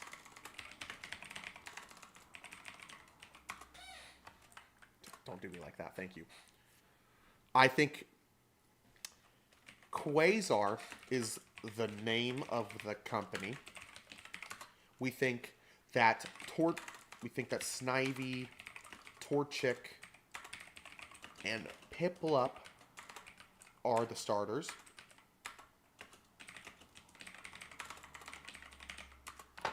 We can't seem to figure out whether or not we think this is like a VR world or not.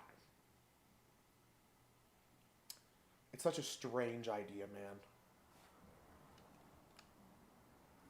Does Lumiose have an E at the end? It does.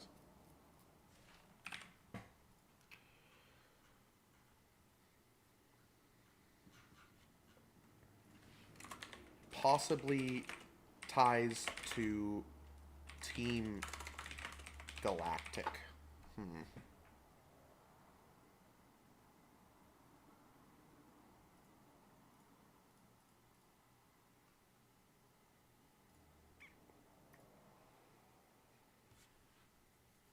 I think it's too early to tell. Yeah, absolutely. Oh, I mean, for sure. For sure. All of this is way too early to tell for sure. I mean, we have, what is it? A 2-minute trailer to go off of that shows not even a lick of gameplay. And it says the game comes out in over a year from now, probably.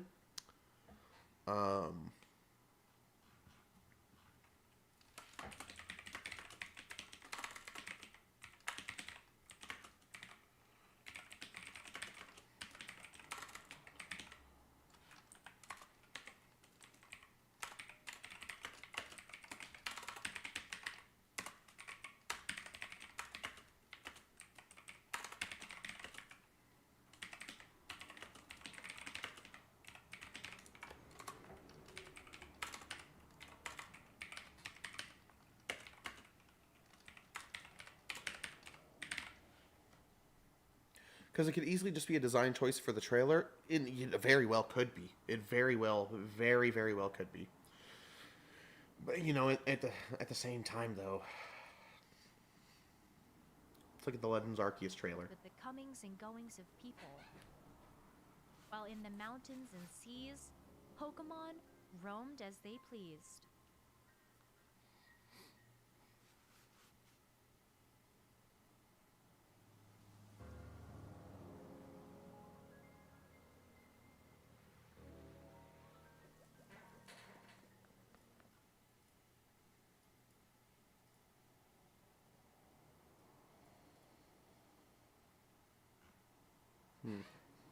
It's probably coming very early next year, just like Legends Arceus did. They were revealed around the same time, probably coming around the same time.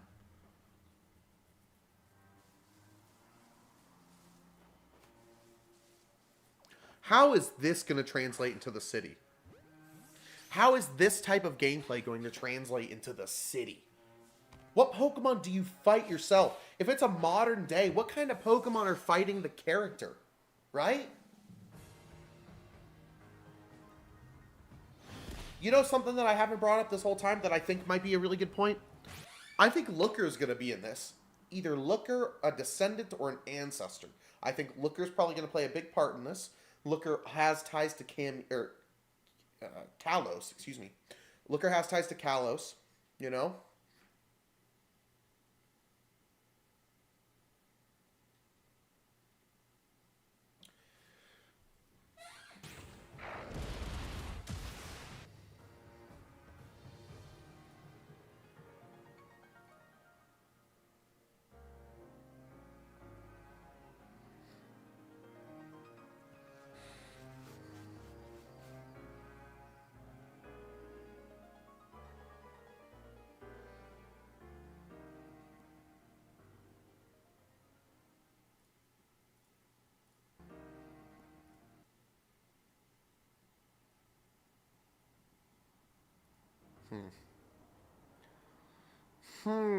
Chat,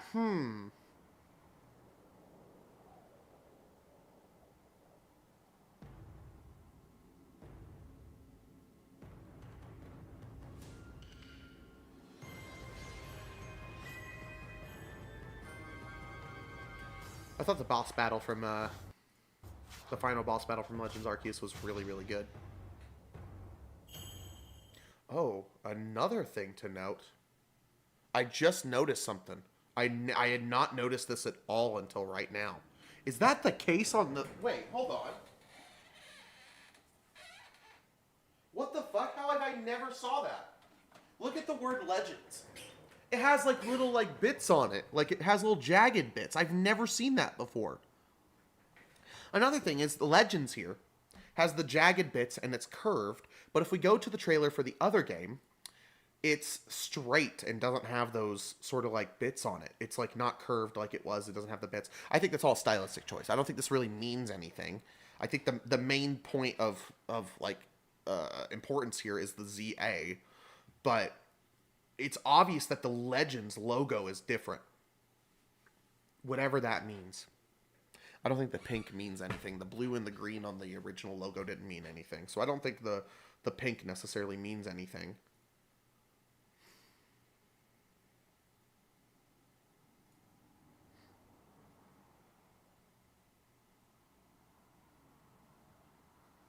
I don't know.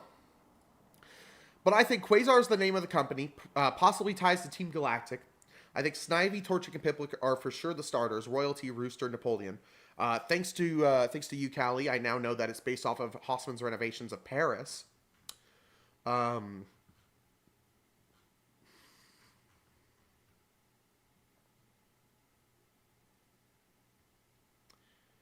don't know. Some have said the color of the Pokemon Legends represents Magearna. Like the gray on it. I mean, sure. I mean, it could also represent Diancie. Like pink and gray. Like the pink from the gems and the gray from the rock on Diancie. You know? It could mean absolutely fucking nothing. You know what I mean? With the Legends Arceus logo, the blue and the silver mean nothing. I mean, the blue could be Dialga, but there's obviously nothing here that represents Palkia. The green, even with the little jagged parts of the green, especially now that I see that, makes absolutely no sense. You know?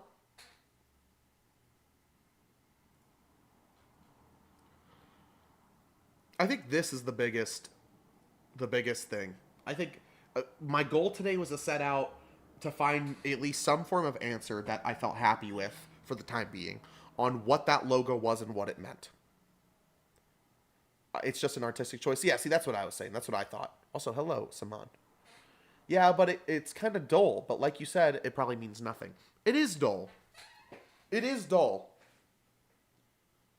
Do we think Magearna's going to play a part in the story?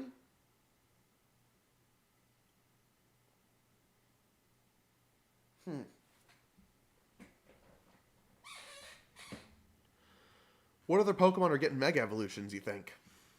I think something that we should look at are Pokemon that are important in X and Y, like Pyroar. Like, Pyroar is used by Malva, it's used by Lysander, okay? Let's look at Team Flare. Mega Aurorus. That'd be kind of cool. Mega Aurorus and Tyrantrum. Are Aurorus and Tyrantrum, do they have, like, good stats? I think this scene is going to be played out again in some way. These scenes are going to be played out in some form or fashion.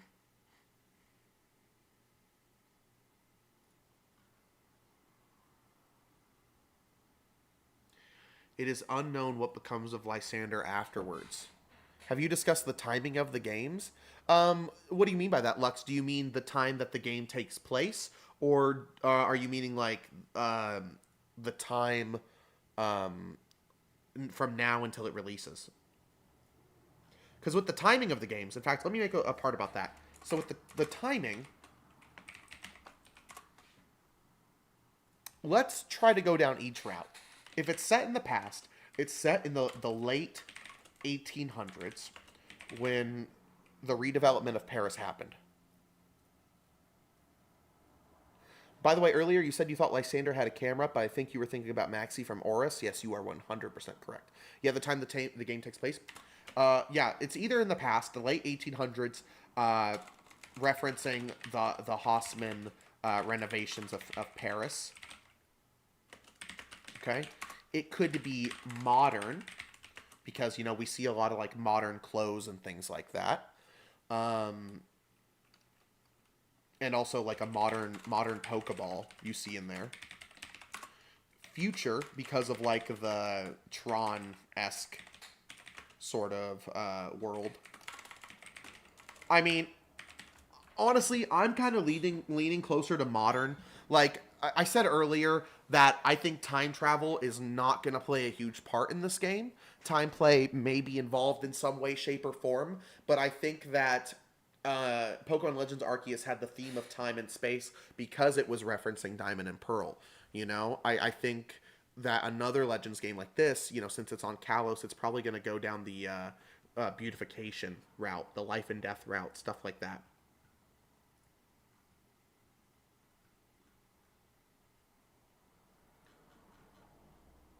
I'd say for future, it wouldn't be that far into the future from the anime, because Lumiose gets destroyed by vines and stuff, and especially the tower. Maybe the ultimate weapon has a convenient time powers. Now, you know, time could play a part in it. I just don't think it's going to be a main focus of it all. You know what I mean? I think that the Legends games are basing themselves... Where did I write this at? Where is it at? Up here. I think Legends games are going over plot points that were looked over in the past. Legends Arceus was about the Arceus event, the Azure Flute, time and space, stuff like that. The Azure Flute never came to any country outside of Japan because, you know, they thought everyone else wasn't smart enough to do it, you know? So I think since they looked over that earlier in the series, they're now making a Legends based on that. Legends ZA, it's literally just Pokemon Z. They're just taking all of the stuff from Pokemon Z and... You know, now it's a Legends game. That's what makes me think, like, maybe we'll get a Legends Gray in the future. Maybe a Legends Hoenn, where we go to, the Zinnia stuff. This is based off the games, not the anime. Yeah, true, but, you know, anime could have some stuff that helps us here. You know what I mean? I just want Mega Luxray. That would be so cool. That would be so cool. Does anyone know, is Shinx found natively in the Kalos decks? Like, obviously, you could bring a Shinx to X and Y, but can you catch a Shinx in the wild in X and Y? In terms of Megas, I think we're getting Flygon because he was shafted early on. I think we're getting Jinx because Jinx was also shafted early on. If you don't know what I mean, I can explain. I think Pyroar, because Pyroar is a very prominent Pokemon in Team Flare. Xerneas and Yveltal are at least getting new forms, just like Dialga and Palkia did. And the Kalos starters are finally getting Megas, I think. Which, if the Kalos starters did get Megas, I think this would be a future game. If the Kalos starters got Megas, I don't think they would have Megas and then we wouldn't be able to access them in X and Y. You know what I mean? Anime influences the show a lot. Rockruff is only named Rockruff so that it could bark in the anime. I want Mega Clefable, Mega Mismagius, or Mega Frostlass. Ooh. I think they will step away from Jinx in general to avoid another controversy. I mean, they got away from the controversy with Jinx a long time ago, you know? But, you know, you say that, but they planned to make a Mega Jinx. In the files of Pokemon Home, in the code, Jinx has an alternate form, like, listed that never came out. It even has a cry associated with it, and the cry that's associated with that second form of Jinx sounds like a Mega Evolution cry. Let's see. Mega Jinx. And another Celesteela form? Interesting. So here's normal Jinx cry.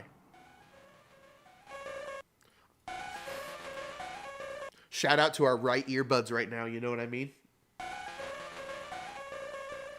Okay? I don't want to watch this homie's video. I just want to hear the Mega Jinx sound. Was Jinx really racist? I mean, I don't think so, but I could see how it was interpreted as racist literally anywhere that wasn't Japan. You know what I mean?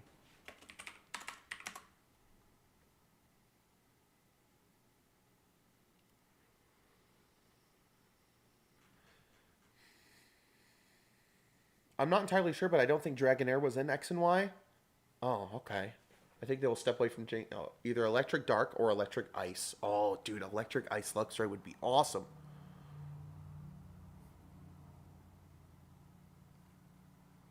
Huh. So yeah, I think Flygon because they said they were trying to make a Mega Flygon and couldn't. I think Jinx because there's literally code that suggests that Jinx was gonna have a Mega Evolution. And then Pyroar just because of how prominent it is in the story. So far, if you're just tuning in, I see that a couple new people are joined. If you're missing out, here's the strong points I think we've hit so far. Obviously, the A in ZA is the ultimate weapon from X and Y. In fact, I should probably write that down here. I mean, it's incredibly obvious, but A in ZA reference to ultimate weapon. I think that Quasar is the name of this logo right here. You know, we were really trying to figure out what that was based on a lot of things. We were trying to like use phonetics and translations of the Pokemon language, thanks to the Pokemon Ah.net website, phonetic alphabet of Galar and Paldea.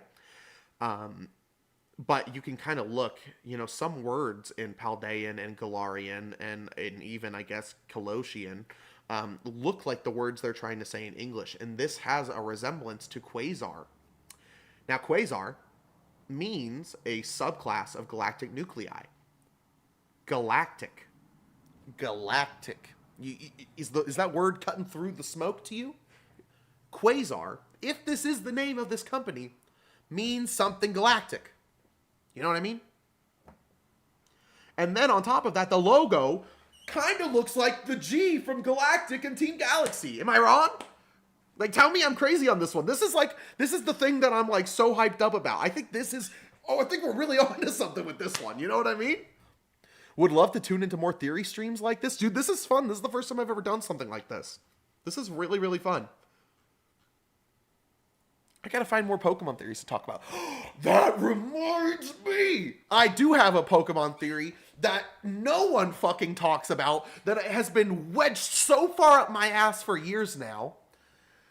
I think I have an idea for another theory stream for the future. I don't want to spoil it right now. But, dude, Callie, thank you for saying that.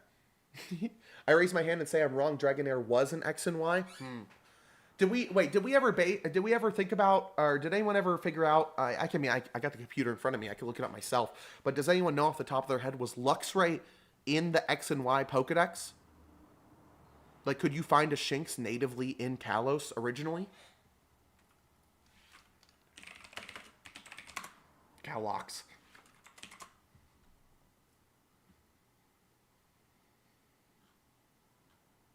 Breed Luxio. Friend Safari. Only in the Friend Safari? Wow. You could find Luxio, but only in the Friend Safari. Is the Friend Safari coming back, you think?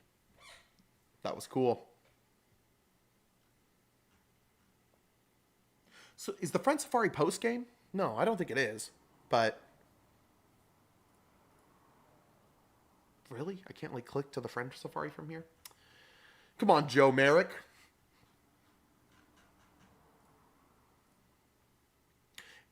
If the few people that are new, if you don't know, I also think it's without a shadow of a doubt, Snivy, Torchic, and Piplup are our starters. Not only was this image, or these images, from the trailer of the Blueberry Academy DLC for Scarlet and Violet, which shows the 3 starters from Pokemon Legends Arceus next to 3 random other starters. One, already a hint. All 3 of these Pokemon have something that can be tied to France. Snivy, kind of based on royalty with Superior. That is an easy translation to France. Torchic, the national animal of France is the rooster. There you go. Piplup is based on Napoleon. I don't even have to say anything. That just makes itself right there. That doesn't mean it can't be in the game since the previous game had had post-Gen 4 Mons.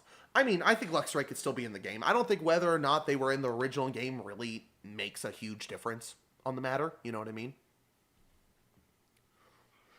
Ha ha ha. Based on Haussmann's renovations of Paris.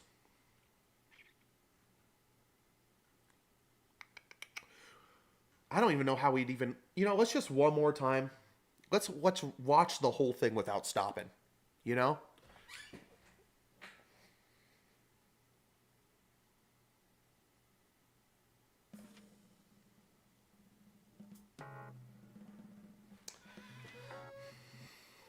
Okay, sorry. Without stopping.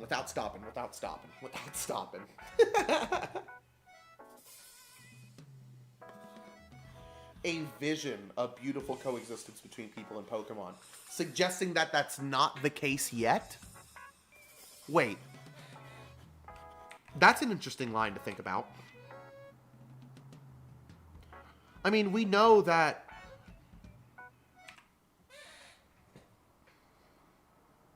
Can we ask for a new evolution with redevelopment, possibly Steel type? We went over that a little bit ago. If there's going to be a new EV type, it's going to be Dragon. Do we still have that up? No. Yeah, no, if there's going to be a new EV type, it's probably going to be Dragon. Just because physical, special types Pokemon.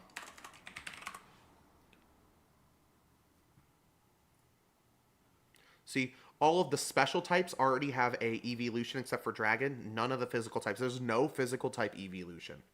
You know, Fire, Flareon, Water, Vaporeon, Grass, Leafeon, Electric, Jolteon, Psychic, Espeon, Ice, Glaceon, no Dragon, and then Umbreon for Dark. The unused bird type from Generation 1 is physical. Good to know. I predict that Pokemon Legends ZA will be a new Pokemon game. Oh my god! I didn't even think about that! Bro! Holy shit, Alec! I didn't even think about that. Oh. I think you're the first to notice that the Pokemon on the building's Ariados. Oh, really? Let's go to that. Let's see if there's any Pokemon we are missing. Okay. Flabebe, Klefki, Furfrou, Fletchinder, Fletchling, Pikachu, and the odd person following it. Dragonair, Staryu in the bottom of the lake, Hawlucha, there looks to be like Skrelp, I think, right here. Gyarados, Magikarp, Hippowdon, Furfrou, Absol in the bottom right now. Go-Goat on the far left. Emolga flying through. We also got the Arbok and what I think is an Esper as well on the bridge, if you watch the bridge up here. There's definitely an Arbok right here. And then there's definitely what I think is an Esper on the right there. Aegislash, Sylveon, Meowstic, Furfrou, and Crocodile and Sandile. Still think Ghost should have been a special type, like a Ghost is a Ghost. It can't really punch. That makes sense. Get the President on the line? LOL. Hold on. I'm going to pin that comment from Alec. I think that's a funny comment. Alec, you always come with the funniest comments, brother. See, here's also another thing.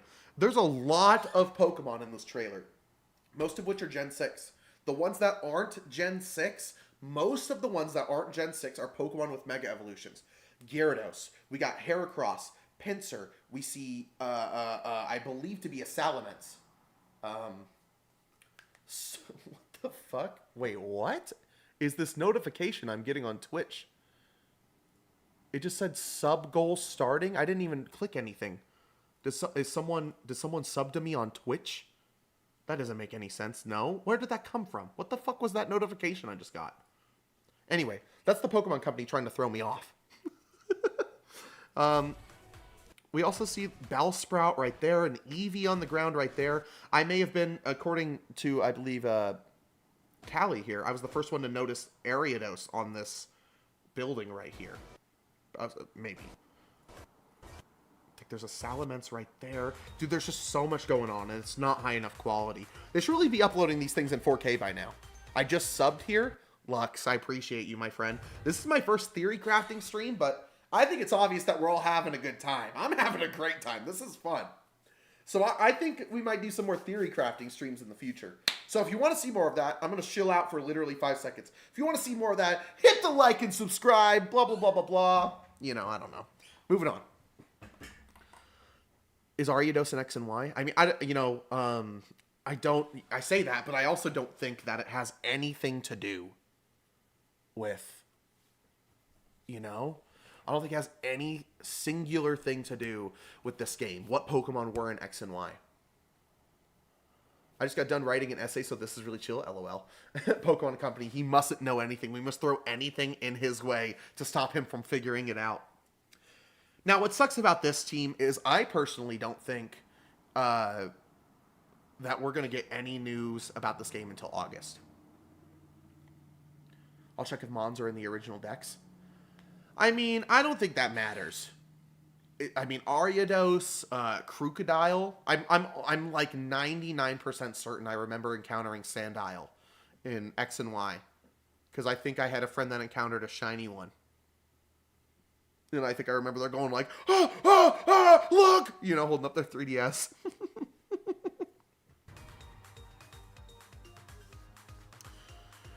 I mean, at the very least, one thing we can say without a shadow of a doubt about the time frame of this game is it takes place after Legends Arceus.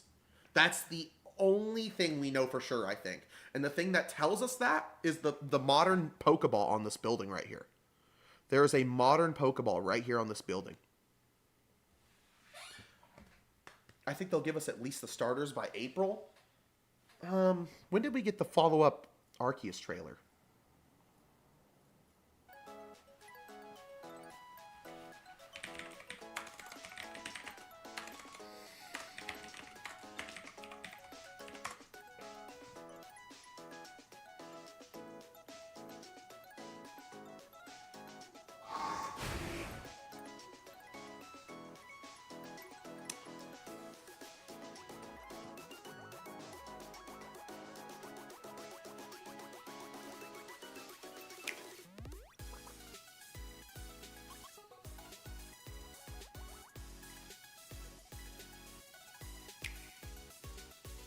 August. So the second trailer for Legends Arceus was in August. So that's why I think that we're probably getting it. And it's urban redevelopment, implying that it's been developed before. Maybe this is post-war. I think you're onto something. And as Callie mentioned earlier, it's obvious that this is a reference to the Haussmann renovations of Paris. Haussmann's renovations of Paris was a vast public works program commissioned by French Emperor Napoleon III, which again helps prove the point that Piplup's probably going to be one of the starters, and directed by his prefect. I said perfect both the times I read this before. Of the scene, I don't know how to pronounce that. I'm sorry, team. I'm a Pokemon major, not a history major. It includes the demolition of medieval neighborhoods that were deemed overcrowded and unhealthy by officials at the time, the building of wide avenues, new parks and squares, the annexation of the suburbs surrounding Paris, and the construction of new sewers, fountains, and aqueducts. Hold on, team. Sewers. Pokemon in sewers. We're already on the idea of an underground sort of thing, you know? Oh, you came after that? My bad? No, you're fine. You're fine. I'm happy to go over it. You know, we could find new information, please. The whole idea of this is circling everything to try to find any little thing we can. Yeah, but they showed the starters in the first trailer of the previous game and they didn't hear. Ninja Turtle Pokemon confirmed. Dude, I fucking call Donatello. Donatello is my starter. The street plan and distinctive appearance of the center of Paris today are largely the result of Haussmann's renovations. So the reason it looks like it does today is because of what this guy did. I think that's in line with the blueprints. The sewer system is on the left. You can see the water leaving the walls.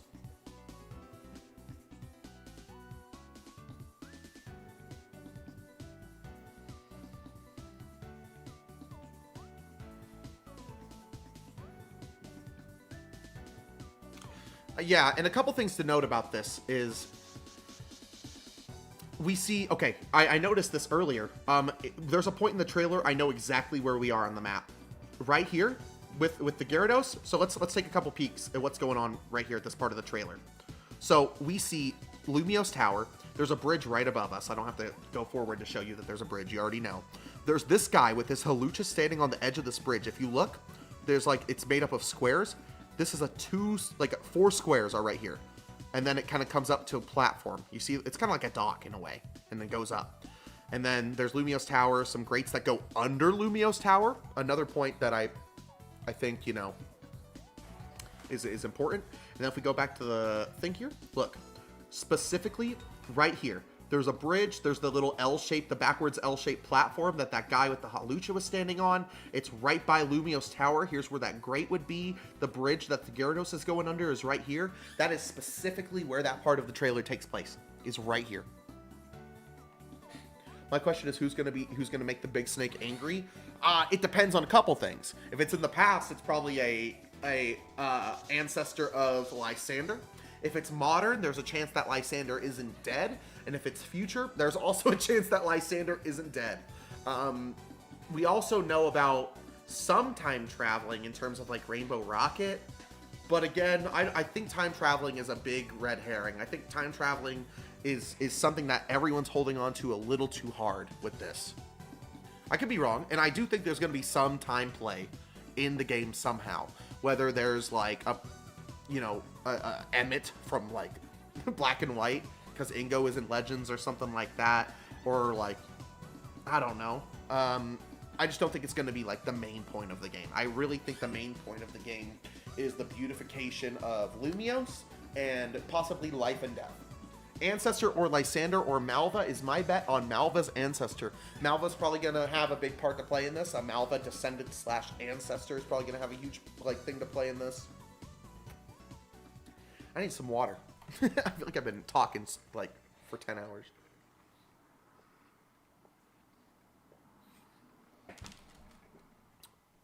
I do think that the 5 circular points is either like the boss battles, or like, as someone else in the chat earlier said, mini wild areas, you know?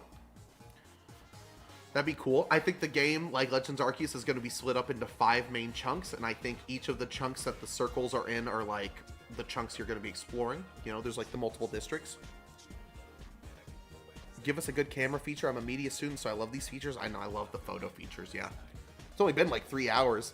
LOL, you're right. Facts.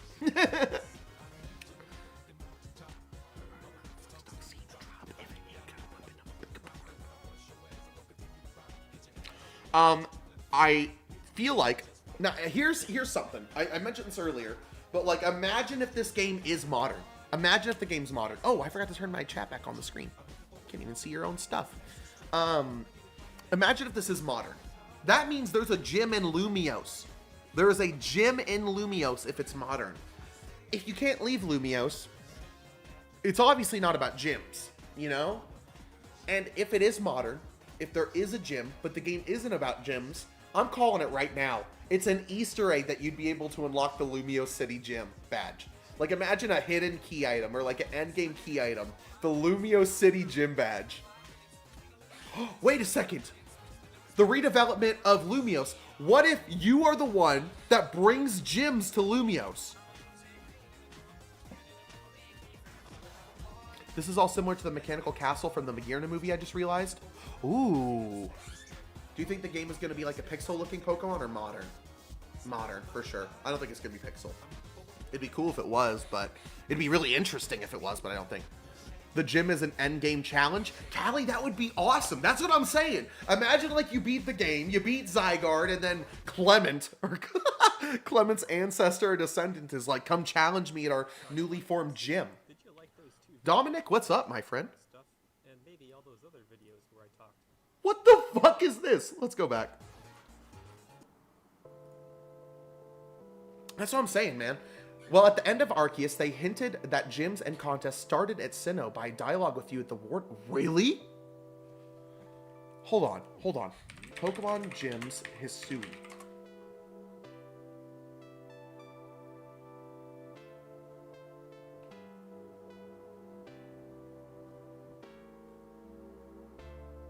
Wait, is that real?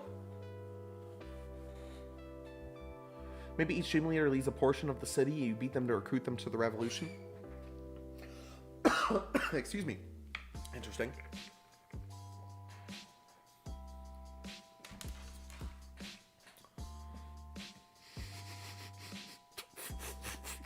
Casno. Hold the fucking on. Hold on. Casno, I bought something great yesterday. It's the Greenlight Hollywood 1/64 scale Jeepster from Ace Ventura. And I bought a second green grease light, and I now have a duplicate. Incredible, dude. You know, everyone, round of applause for Dominic. Has nothing to do with what we're talking about, but you know, if he felt the need to say it in my chat, if he was that excited, I'm giving him the spotlight for a second. Shout out to Dominic and his green light Hollywood 1/64 scale Jeepster from Ace Ventura. Shout out to you, homie. Anyway, maybe each team leader. Oh, we already said that. Random Roblox video appears. Yeah, I don't know what that was all about. That would be cool. Like, whoever said the thing at the end of Arceus Lux, they hinted the gyms and contests started at Sinnoh by dialogue with you and the Wardens. Can we verify that?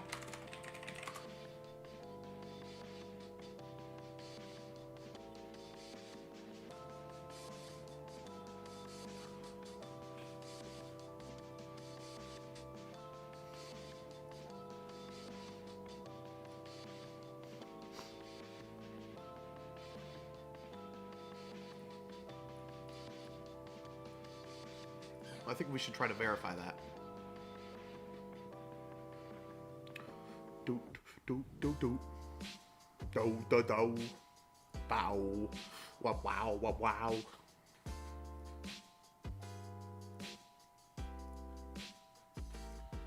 The Warden mentioned gyms. Filling in the gyms. No, okay, hold on.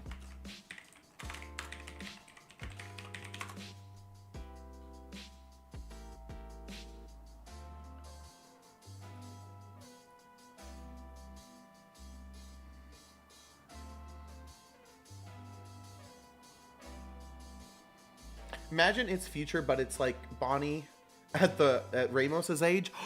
Oh, an old ass Bonnie is the gym leader, dude. That would be crazy. I think it's pretty safe to say that this game doesn't take place in the future, though.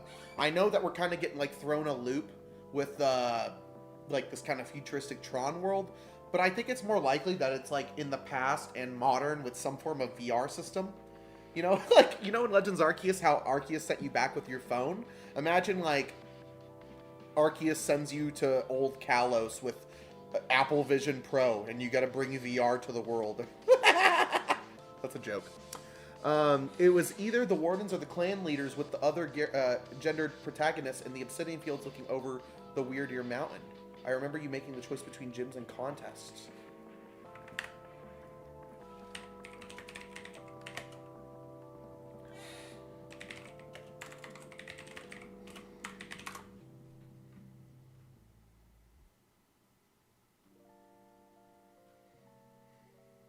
I trust you. I feel like I vaguely remember this dialogue. I think you're right. Adaman. Oh, you left out. I was searching Adam and Jamie were not friends from Mythbusters. Adaman, Jim's contents, Legend Arceus.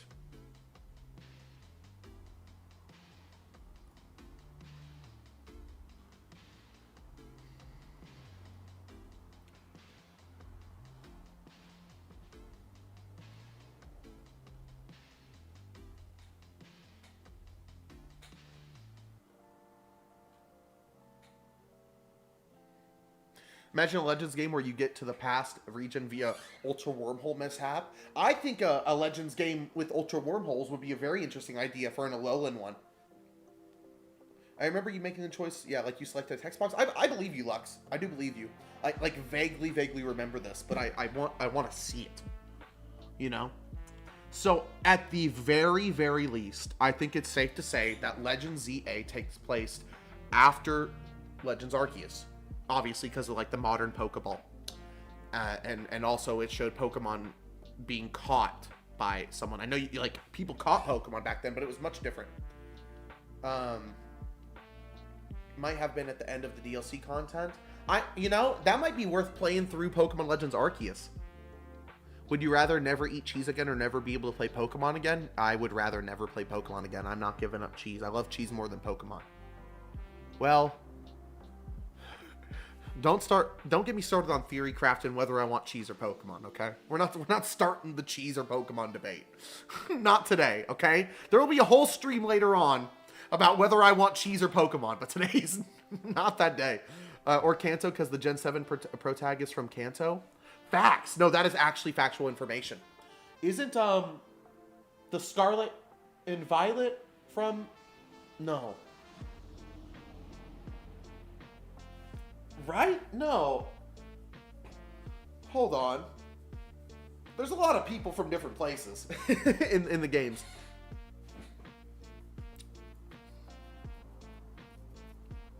But yeah, no, you're right. The Gen 7 protagonist is from Kanto. I think a Legends Kanto would be kind of cool if we like see the... If we go back literally 6 years in time and see the birth of Mewtwo in the games, I think a Legends Kanto would be cool. Legends Johto could go over the creation of Raikou, Entei, and Suicune in the Burn Tower. Lugia, that's a very obvious one. Legends Hoenn could go over space. Zinnia, the Dragon Descendant, stuff like that. Legends Gray, obviously, is so obvious. The ultimate dragon in Pokemon Gray. Obvious. Gen 7 would have to do with wormholes. What would a Legends Gen 8 be? It would have to do with the creation of Dynamax and how that started, and making like Galar kind of like the sports themed place it is. Who or what is Zinnia? In Omega Ruby and Alpha Sapphire, Zinnia Oris. Zinnia is only in Omega Ruby and Alpha Sapphire. Here, let's read. Zinnia is a mysterious Draconid woman and a Pokemon trainer from Hoenn. She is described as a special person who holds the key to the Delta episode in Omega Ruby and Alpha Sapphire on a trip to accomplish her objectives. Zinnia uses Dragon-type Pokemon in battle, including a Salamence she can Mega Evolve into Mega Salamence. Oh wow, crazy. Using her Mega Anklet. She also travels with a female Whismur named Aster. Loved that. She is the only character in the games to have the trainer class Lore Keeper. She also gets fucked up in the anime. Zinnia Rayquaza manga. Dude, I think like Rayquaza actually tries to kill her. Like this is her. Hold on. This is a real thing from a Pokemon game. Look, she's like bleeding. Actually bleeding. Isn't that crazy, chat? The Gen 9 Pro Tag does come from Galar. That's what it is I'm thinking about. Oh my god, I think one of my AirPods just died. Theory, the Gen 7 protagonist's dad was in the military. Oh yeah. Dude, that's another thing. Gen 1's Legends could go over... Look, look at this. Rayquaza uses like Hyper Beam on Zinnia, stabs her in the stomach, and then she bleeds on her Salamence. What is this?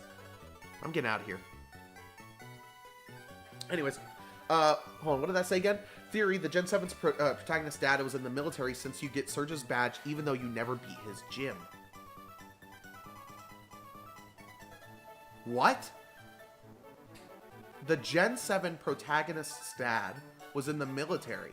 Okay, that I'm all with. But what's the second half? Since you get Surge's badge even though you never beat his gym? You don't get Surge's badge in Generation 7, do you? That doesn't make any sense. What do you mean by that? Biblically accurate Mega Evolution? LOL.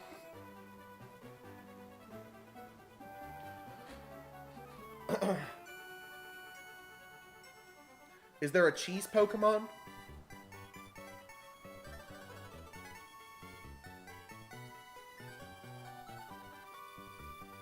That's a good question. I don't think there is a cheese Pokemon. Is there? Anyway. The Gen 9 protagonist does come from Galar. Also, hello, Duke the Yin. Is that real? Gen 9 protagonist. No. Protagonist. Pokemon.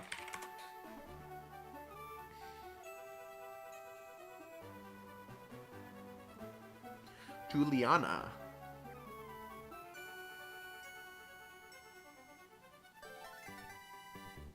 Juliana's a girl who recently moved to the Paldea region. It doesn't say where she's from. Original hometown unknown. Original region unknown. So we actually don't know. In the protagonist room, you have the Vermilion City Gym badge. What?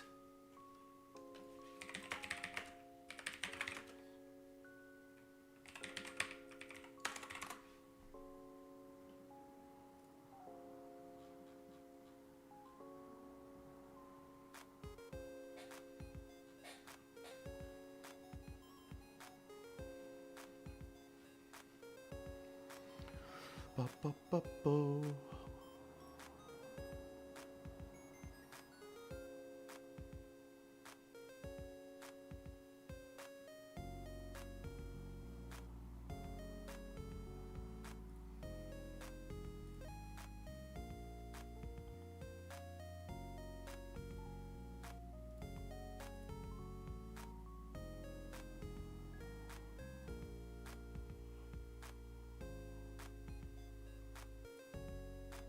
Am I out of my mind?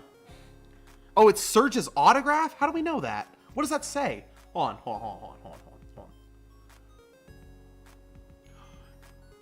The Ditto doll is replaced by Snorlax, the Wii U is replaced by Switch, and the Pikachu doll is replaced with an autograph of a Kanto gym leader. And then it links to Lieutenant Surge. You're onto something, homie. Wait, hold on.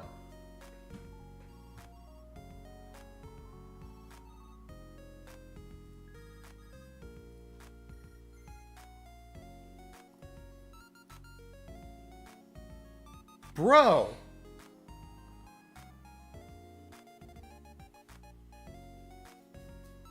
Huh.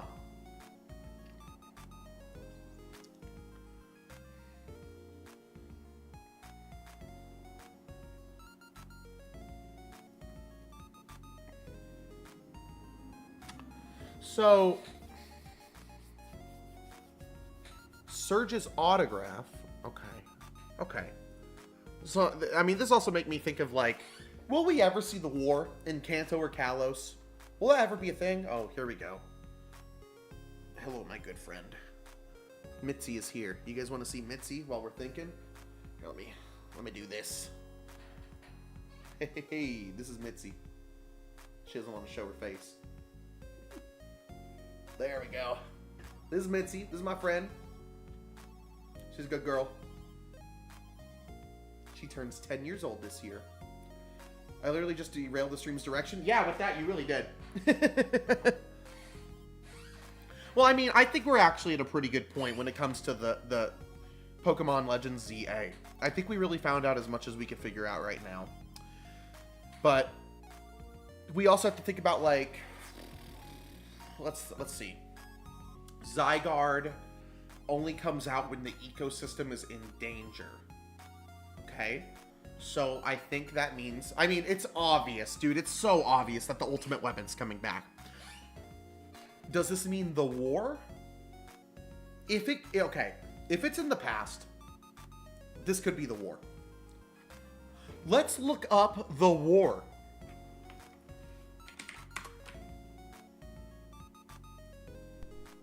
Let's look at the Tale of AZ. I think this is going to help us a lot. Listen, one who will face Lysander. That's us. Homie's tall. A terribly long time ago. Good start. I don't even like Pokemon. I still end up in all these streams. I actually was talking about that with Connor yesterday, Alec. I was playing some games offline with Connor, and I was mentioning how you always show up to the Pokemon streams, even though you're not a huge fan of Pokemon. I appreciate that.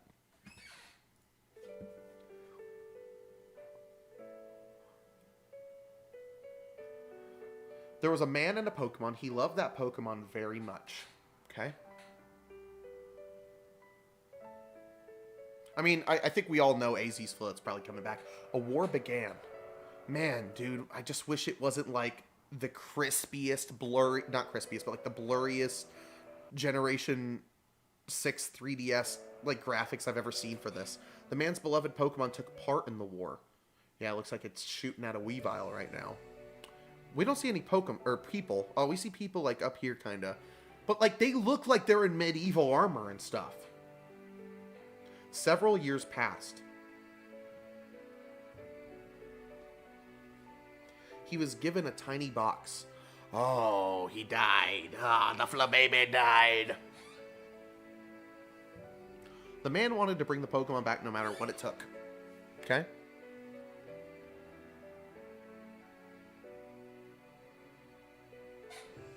Oh, that was 3,000 years ago. Exactly. Thank you. I forgot that. It was literally 3,000 years ago. A man built a machine to give it life.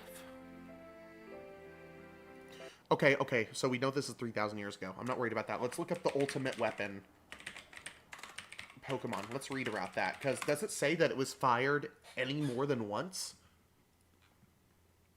Originally, the machine could only bring Pokemon back to life and was used in the capacity to revive AZ's Floette. Exposed to the powers of the machine, AZ gained immortality. AZ still wanted revenge on those who had killed his beloved Pokemon and converted the device into a weapon that can be used to end the Great War by destroying both sides. The graves of the Pokemon sacrificed to power the ultimate weapon line Kalos Route 110, or just 10, excuse me. When AZ's Floette realized so many lives were lost merely to restore her own, she left AZ. The weapon was later buried down underground by AZ's brother to try to prevent it from being used again. AZ's brother? AZ's brother? AZ's brother? Wait, whoa. AZ's brother?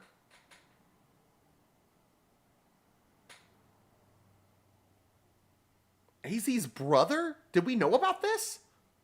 I'm thinking that this isn't the OG Lumiose Tower, and this one has the weapon inside of it, and the city isn't the same place as current Lumiose, and the weapon destroys the city eventually, or any variation of that. Yeah, maybe.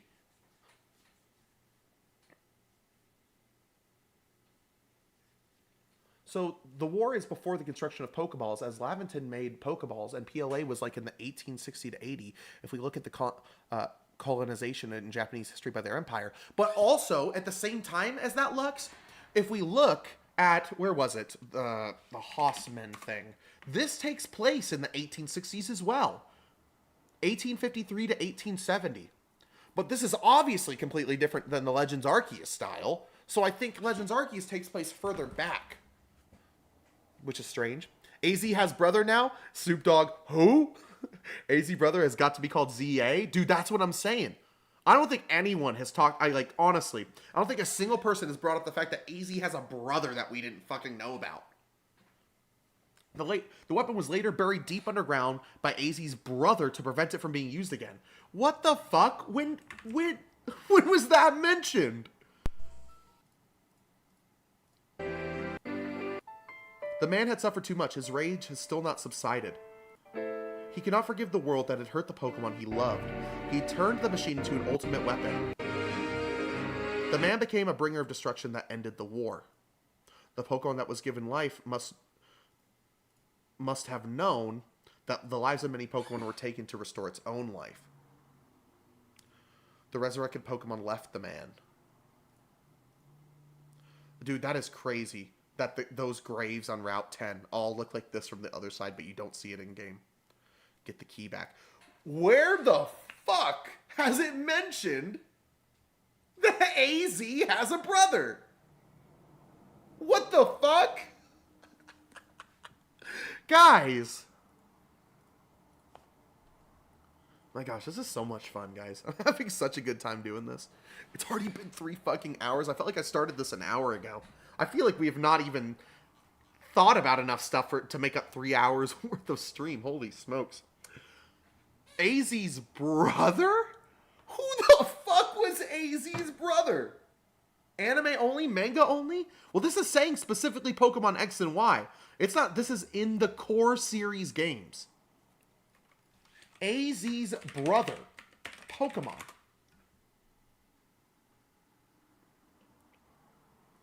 Are AZ and his brother the same brothers who ruled Unova and Galar?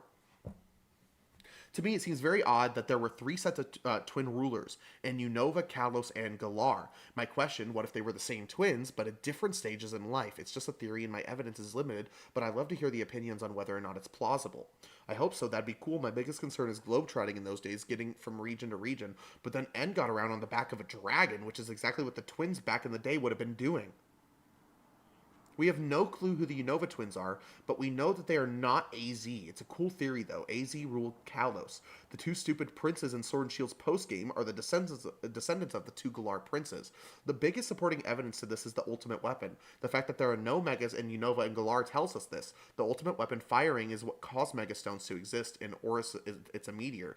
We also would have heard of some ultimate weapon firing if AZ was either of the set of twins. In Unova, the original twins started fighting, but set aside their conflicts when they realized Reshiram and Zekrom were evenly matched. The sons of the twins in Unova hated each other and used Reshiram and Zekrom to devastate Unova in fire and lightning.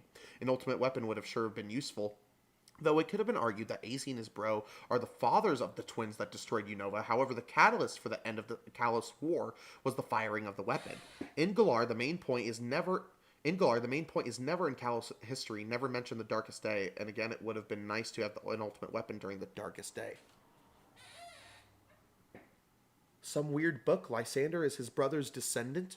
That's a good possibility. Honest to God. Where does it mention AZ's brother?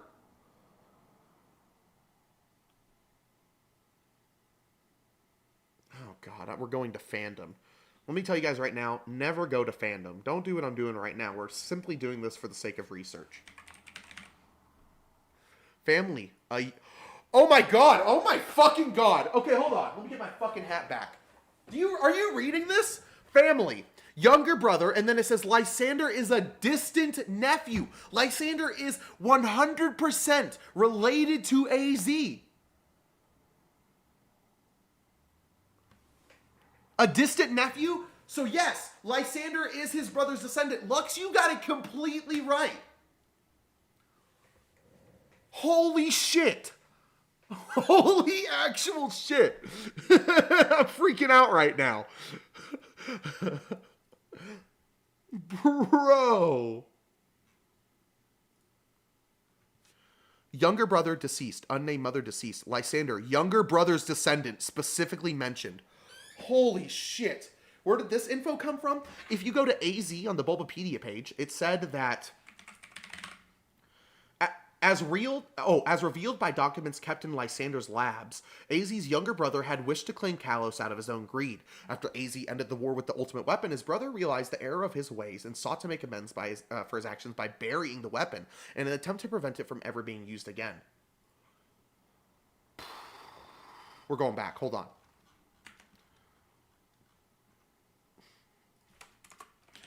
AZ's brother? What the fuck? Takes a glorious bow, arm twirls and everything. Dude, good work, Lux. Oh my God. I'm getting out of fandom. Bro, that is actually some crazy shit. That is unironically some wild ass shit. I guess we all collectively forgot he had a brother? No, honestly, yeah. I think that's what happened. Oh my God. Okay. So this opens up a whole world of possibilities. Because we now know that at the very least, there are descendants of AZ. Okay? He has a brother that eventually descended into Lysander. Maybe AZ's bro also got eternal life and that's who the logo is referring to? We don't know the name of his brother. Dude, what if his brother's name is ZA?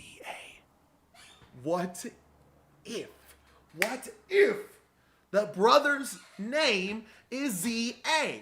What if the game takes place after the events of the war? Mega Evolution has been created because of the ultimate weapon, so that's why we know Mega Evolution is a thing, and the brother is still around. The brother is the main antagonist of the story. The brother may try to, or maybe it's the story of the brother covering up the ultimate weapon. Either way, I think we are on to something crazy with the AZ's brother thing. I think we are so on to something right now. Damn. However, AZ's younger brother had wished to claim Kalos out of his own greed. Until the protagonist of Legends ZA stops him. After AZ ended the war, his brother realized the error of his ways and sought to make amends by burying the weapon. So what if we're the one? AZ and... Okay, no, I'm sorry. That happened before the war was ended. So AZ's younger brother wanted to claim Kalos. AZ used the ultimate weapon, killed a fuck ton of people in Pokemon, and then his brother was like, maybe that wasn't a good thing. Maybe AZ's bro got eternal life, and that's who the logo's referring to. Dude, that's what I'm thinking. Dude. Insanity. Although not by name, AZ is mentioned several times during the Delta episode of Oris. Mr. Stone mentions that his grandfather used infinite energy, the same energy as the ultimate weapon, to improve the lives of Pokemon and people alike, which the Devon Corporation used to grow into one of the top industries in Hoenn. When the player overhears Wallace's conversation with his master, they discuss that the tree planted in front of the entrance of the Cave of Origin was given to the people of Pseutopolis by a huge man who visited from the Kalos region. Underneath the tree, there is a flower of the same kind as the one carried by AZ's Floette. At the Sky Pillar, Zinnia tells the player that 1,000 years ago, a tall visitor from a distant land witnessed how Mega Rayquaza stopped a fight between Primal Groudon and Primal Kyogre. He is quoted to have said, "It is the Delta, born of the great disturbances in this world. By the bonds born of mankind's wish and the power of the stones, it will calm the troubles that plague the world." Bro. The brother tries to make amends to the citizens, and more importantly, to Zygarde to not kill the rest of the city if it's in the past. So yeah, I think the ultimate weapon came out. I think Zygarde had to come out and be like, "Stop everything," you know? And then AZ's brother was like, "Okay, we need to get rid of the ultimate weapon, and then Zygarde will be put to rest." We get rid of the ultimate weapon. Zygarde goes into the cave that we find him in X and Y many years later. We smart. Damn right we are. Damn right we are. This is insane. The Alexandria, first off, hello, thank you for joining. The problems I caused in the first place, was that something that said? The problem. No. Was that something said by AZ? The problem I caused in the first place. Oh, let's go. Is there anything in the trivia? AZ is the tallest person in the core series games. According to the official XY website, 3 meters tall. I don't care. Dexio states he would have been as tall as a Seviper. Whoa. AZ is the oldest known human in the history of Pokemon, games or otherwise. AZ is the only known human in the games that is immortal. During the battle against AZ. Oh, I mean, either way, it's safe to say I think AZ's coming back. AZ will be in the game. No, just with Zinnia, adding to the quote. Oh, okay. 3 meters tall, out of my neck, yeah, for real. Over 9 feet tall. AZ may be depicted in paintings within the Parfum Palace. When one of the paintings is examined after defeating AZ at the end of the story, the player notes that it reminds them of him. A younger AZ is also depicted... Wait. What does that mean? Does it mean it reminds... So when it says, when one of the paintings is examined after defeating AZ at the end of the story, the player notes that it reminds them of him. It would, if it meant themselves, it would say the player notes that it reminds them of themselves. Okay, no. It means it reminds them of AZ. A younger AZ is also depicted in a mural displayed in Lumiose Museum. AZ shares several similarities to N. Both use short names made up of just capital letters. They both befriend the player at the end of the game. They both their identities are unknown until late game. They're both related to the leaders of villainous teams. Unused data for AZ's Floette as an alternate form exists in the... Oh, wait, we already knew that. AZ may be based on the medieval Christian legend of the Wandering Jew. AZ may also be based on the Mesopotamian king, Gilgamesh. In the Epic of Gilgamesh, the titular king traveled long and far in his quest for immortality for himself after the death of his closest companion, Enkidu. The Wandering Jew, occasionally referred to as the Eternal Jew, it's a mythical immortal man whose legend began to spread in Europe in the 13th century. In the original legend, a Jew who taunted Jesus on the way to the crucifixion was then cursed to walk the earth until the second coming. The exact nature of the wanderer's indiscretion varies in different versions of the tale, as do aspects of his character. Sometimes he is said to be a shoemaker, others a tradesman, while sometimes he is the doorman at the estate of Pontius Pilate. I don't know if the Wandering Jew thing has anything to do with this, but...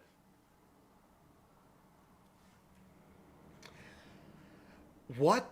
Dude, we are on to something with AZ's brother. We are so AZ brother Pokemon. We already looked this up. It didn't.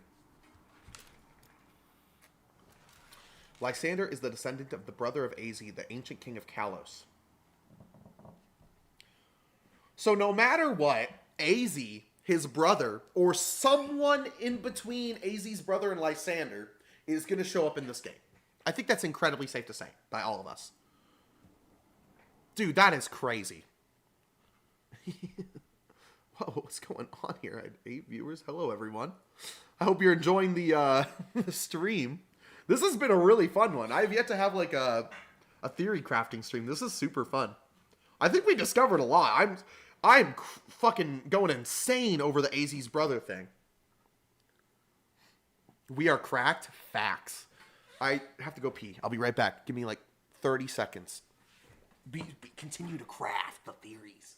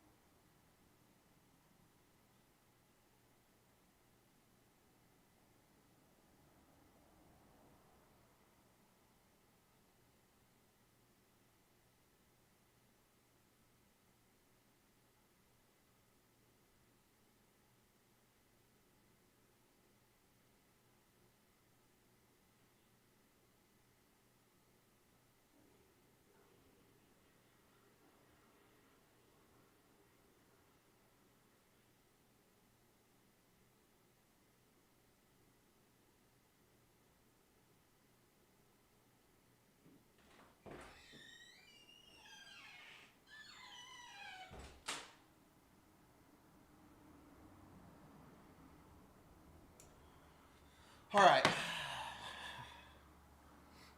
I still think Malva's ancestor is evil. Almost certainly. Almost certainly.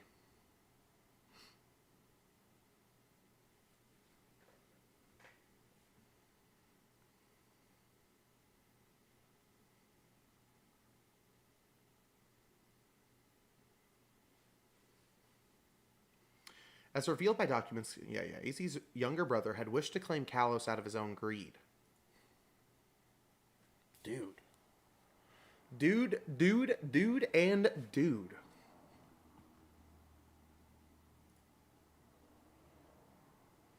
Mega Golurk, here we come, team.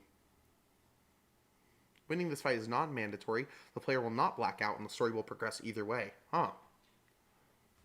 Floette is first mentioned by AZ when the player initially encounters him on Route 13. When he mutters to himself about the flower Pokemon, it is later revealed in AZ's story of the history of Kalos that Floette was sent to fight in the war that broke out, in which she subsequently died. Out of grief, AZ built a machine to revive her and succeeded. She left him after realizing that the life force of other Pokemon was used to bring her back. Floette's last appearance is during the parade among the professors, arranged by Professor Sycamore and Lumiose. After AZ battles the player and is liberated from his torment, she floats down from the sky and finally returns to him. Neither Floette nor AZ are seen after this. Unlike other Floette, she has a unique color scheme and holds a different flower. None of Floette's moves are known. Oh, here we go. Here are specific quotes. I think Volo may make an appearance. Wait, really? What makes you say that? Listen, the one who will face Lysander terribly long... Oh, he's talking about the thing here. Long time ago, the man made an ultimate weapon. Using it required the life force of many Pokemon. The resurrected eternal Pokemon left the man's side. Day after day passed. They were never to meet. Eventually, he became a mere shell of a man condemned to wander forever by the light of the weapon. Whoa, that's deep. And a Pokemon that also wanders eternally. Where is it now? What do I have to do to meet it? Lumiose City, before battle. Battle with me. I want to know what a trainer is. Does he not know what a Pokemon trainer is? Or is this just like a... What are those like? I don't know. I don't know what he means by that. Thank you for battling with me. Now I finally feel free. Free from the part of me mired in sorrow. The part of me that built the ultimate weapon. Floette, it's been 3,000 years.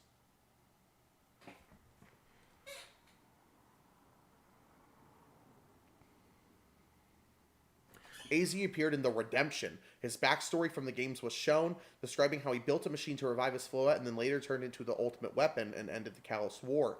Seeing how AZ had taken the lives of many Pokemon for her sake, Floette left him. Afterwards, AZ continued to wander eternally. During the parade... Just seems like a whole Volo thing to do. Plus, if we never see him in the Distortion World, fair. Yeah, that is true.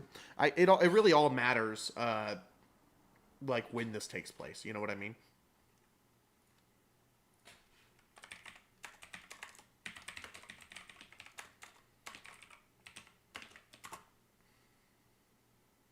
Let's watch this. Key. Is that key around his neck what activates the ultimate weapon? Do we see that on his model in X and Y? Yep. That key is 100% on his body. Spotlight, homie. I thought it was about the fucking... What's-his-face becoming the champion. Well, damn, team. Nah, AZ is just going to tease us with it. Dude, it's crazy to me how we know so little about his brother. But apparently his brother was the one that hid the ultimate weapon. Dude, I think that's our big reveal. I think that's our big thing that we found out today. I think that's our numero uno thing. Man. Man. You know what I mean, guys? You know what I mean?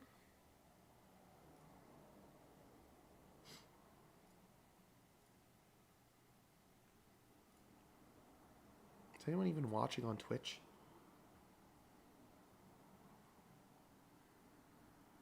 Your sub goal. Your subs goal of 10 was just started. What does that mean? What does it mean my sub goal of 10 just started? I didn't do that. I didn't hit something that gave me a sub goal. The fuck? The hell is that all about? By the way, I'm pretty sure the Distortion World's beyond time and space, so it probably doesn't matter. Yeah, absolutely. Absolutely. That could happen. Again, going back to the very beginning, I doubt it's going to have a lot to do with time travel. But that's not to say it's probably not going to have something to do with some time play at some point. Obviously, if we're coming to, like, the AZ shit, or AZ's brother, that, like, what the fuck? What if they were named Az and Za? And ZA? Dude, what if ZA is his brother? His brother hid the weapon. This is insane, guys. This is insane.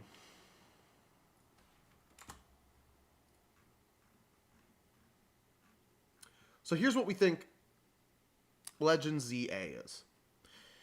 It is a game that takes place between the time of Legends Arceus and the modern day. It has to do with the ultimate weapon probably being reawakened, or AZ's brother getting rid of it. Someone may try to like step in and reactivate it in that time. We think that the starters are going to be Piplup, Torchic, and Snivy, based for these reasons right here. We think that, we almost certainly know, in my opinion, it's based on Hossmann's renovations of Paris. I think that this company is the Quasar company, which Quasars are a subclass of galactic nuclei. So I think it has something to do with Team Galaxy, or Team Galactic, and it even kind of has a similar logo to it. Yeah. That's what I think, team. That is my opinion on what's coming to Pokemon ZA. Damn.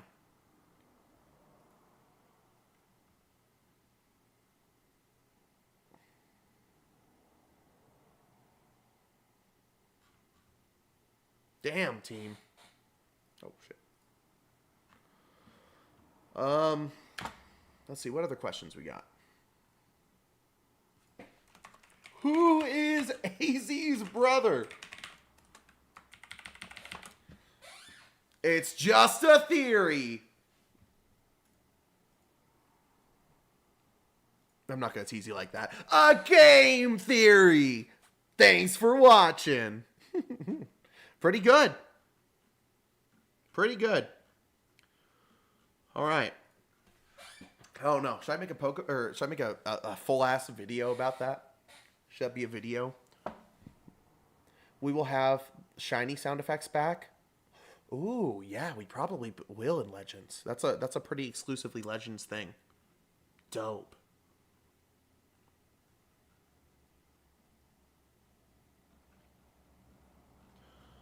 Well, hell yeah.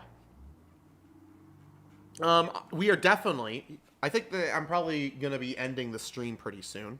We've been going on for 3.5 hours, and I didn't even realize it. But is there any other points we should go over? Anything you guys want to hear? I will tell you, theory crafting streams. This was too fun. We're doing more of these. You know, lately I've been playing a lot of like Pokemon Infinite Fusion and other games like that and stuff with my friends. But I think there's a pretty nice spot on the channel for the theory crafting, especially Pokemon theory crafting, because this is some good shit. And I also have one thing in the back of my mind I want to delve deep into. You guys want to know what it is? We'll end this stream by me showing you what the other thing that we might go down in a different video. Pokemon, it's in Pokemon Legends Arceus. So actually, this may somehow tie into our theory, but I doubt it. Fish. No. Real fish.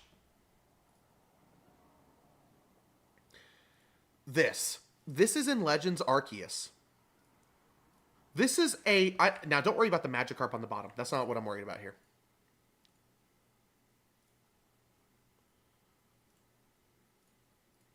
Look. This is a real ass fish in Legends Arceus. This is also in Legends Arceus, but this is obviously a Magikarp. This wasn't an accident. This fish... hold on, let me do this, because I think... I don't want to throw anyone off with the Magikarp shit on the bottom. This fish. Why is there a real fish in Pokemon? Big Doin' fish me boy, and then he's shooting me some hearts. Shout out to Big Do. Big Do, what are you up to, Big Doin'? Hisuian Magikarp? Why didn't we see Hisuian Magikarp then? Why wasn't that in the game? Why is there a real... Why is the fucking rainbow fish from that children's book? It looks like a high basculin. No, it doesn't. No, it doesn't. That does not look at all like any one Pokemon. It looks like a fucking fish. It looks like a real-ass fish. So I think the next time we do a theory crafting stream, I really want to delve deep into this. And... we need to ask ourselves, were animals something in the Pokemon world? We have to ask ourselves, if they were, what happened to them? You know? And how close does that tie in to when Legends Arceus was a thing? You know? Because if on the right, they had a Magikarp one, but then in one house, in one single fucking house in Jubilife Village, there's this fish. It blew my fucking mind when I saw it. So, there's that. Lore! The lore! You know what I mean? But, all right, squad. Is there anything else you wanna ask me or go over while I'm here? I will say, like, the new guys that joined, Callie, Lux, everyone else. Thank you for being here. Thank you for joining. It's been exceptionally fun to do this today. I would love to do it again.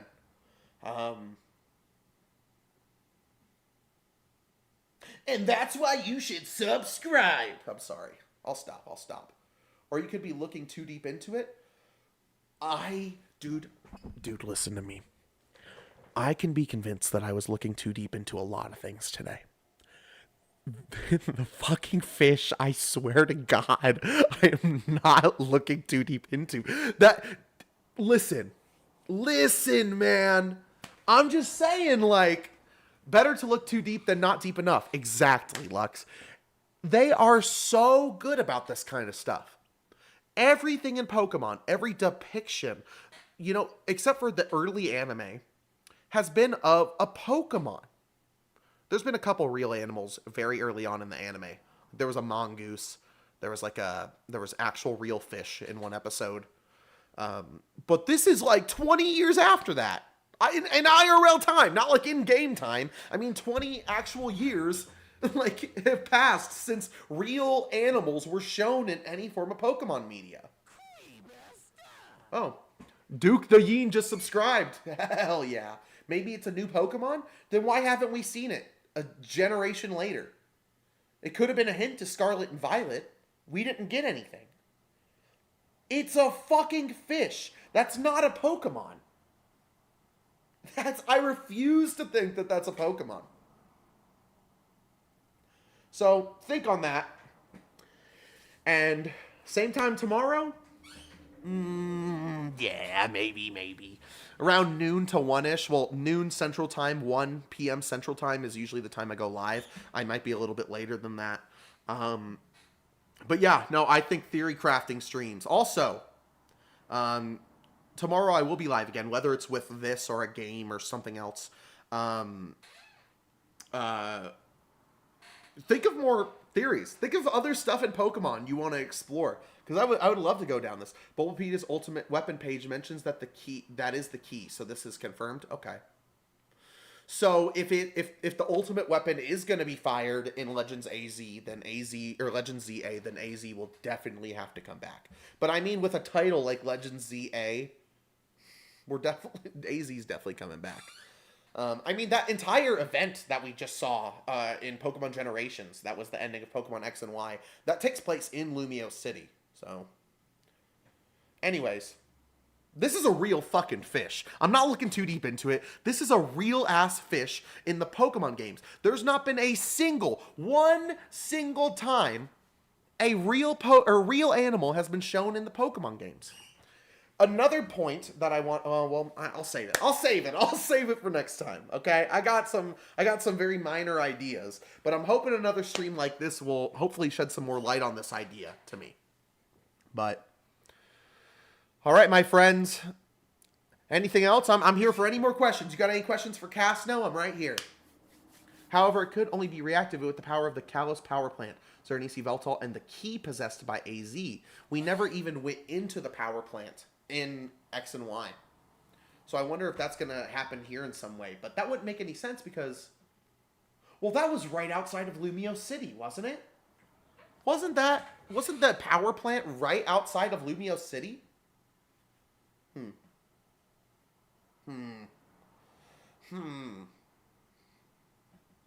I really wonder how much of Kalos we're going to see. Because obviously it's not just going to be the town and you can't, or the city and you can't look out. You know, I just want to be able to see Kalos, man. Oh, also, I might be streaming more today. I actually got on here to, like, do this for, like, an hour and then play some video games. But, yep, to the west of it. Oh, okay, the power plant is directly to the west of Lumiose. So there's a chance that we get to go in there in the game, but the fact that they specifically said that the game takes place entirely in Lumiose also is like a, what? You know?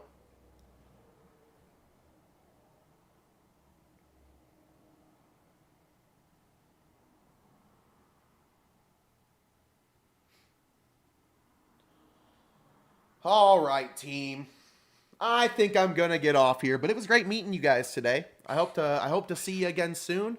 We could take one more glance over everything here just to see kind of like, you know. So again, to end it, Ultimate Weapon's coming back. The Quasar is the name of the company, I think, and it possibly ties to Team Galactic based on the name and logo. Snivy, Torchic, and Piplup are starters. It's obviously based on the renovations of Paris with Hossman. And the big one, the huge point that I think everyone's glossing over is AZ's brother. It says he's deceased, but obviously this game can take place at any point, including the time that he's alive. The lore got away from you? It really did, dude. The lore is crazy. The Pokemon lore is insane.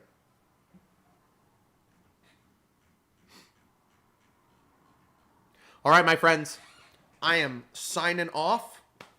Our minds are blown after that. I know. Like, all of our minds are freaked out. I'll probably be making a post on Twitter about this. Maybe making a YouTube video, but I don't know. Maybe. I don't know. But, you know, that might not be a bad idea. Wait, says Saman. Yeah, what's up, Wait? What are we waiting for? Floor's all yours, my friend.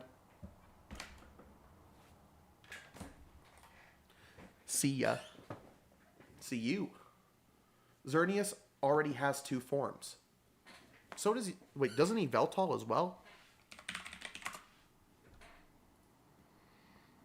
Active mode, neutral mode.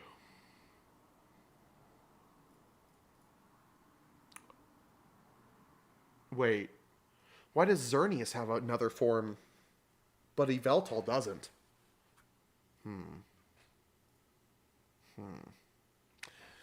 Good point. The blue horn form and the marketable yellow horn form. I like the marketable. Interesting point. Fairy aura ability? Well, that doesn't change. I mean, I can make up the poopy aura ability that changes a poop Pokemon into a non-active. You can make up whatever. Why the question is, why does Xerneas have this? Oh, does this not... This doesn't change its form? Wait, what changes its form?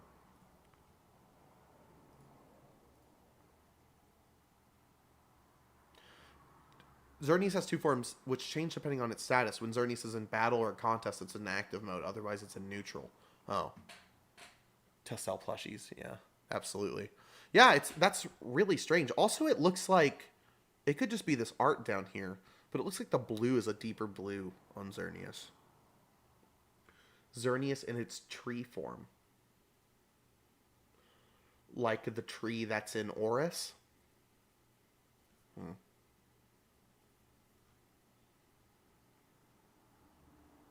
I like Xerneas. I think at first it was a really strange looking Pokemon, but it's definitely grown on me. I like its horns and stuff. What a lame difference. Yeah, for real. For real. I mean, why they should have just kept this. I like that. Wait a second. Tree form.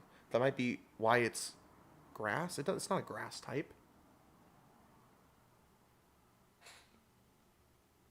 There's no grass type. A is grounded while Z is in the air.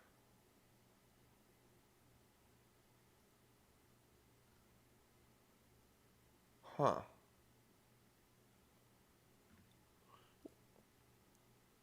What are you talking about, grass? Tree form? Grass? What are you talking about, bud?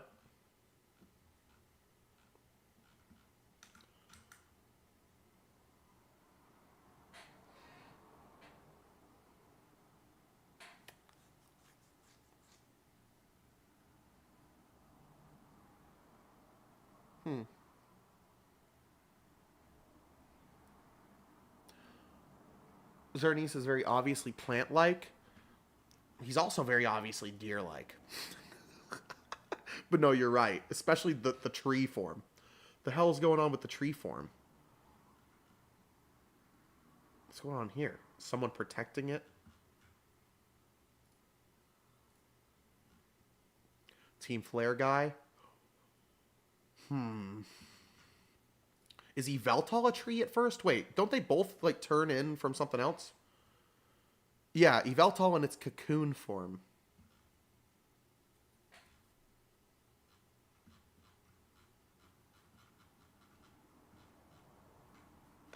The Bacon Mon.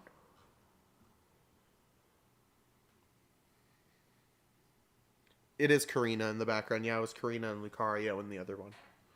Karina and her Lucario.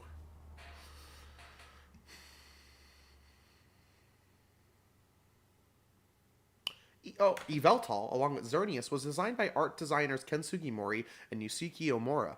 The initial designs for the 2 legendary Pokemon were started by Sugimori, but he encountered artist block, having a hard time coming up with concepts. For the first time, he gave the work over to another designer, Omura. Omura furthered the designs, after which Sugimori resumed to finish them. No. Yveltal, along with Xerneas, are the only game mascots who are unobtainable in Pokemon Scarlet and Violet. And now we see why, because we are returning to Kalos afterwards. Quetzal. That's close to Quasar.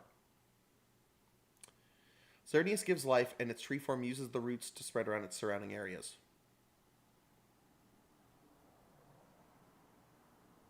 Okay. Fair.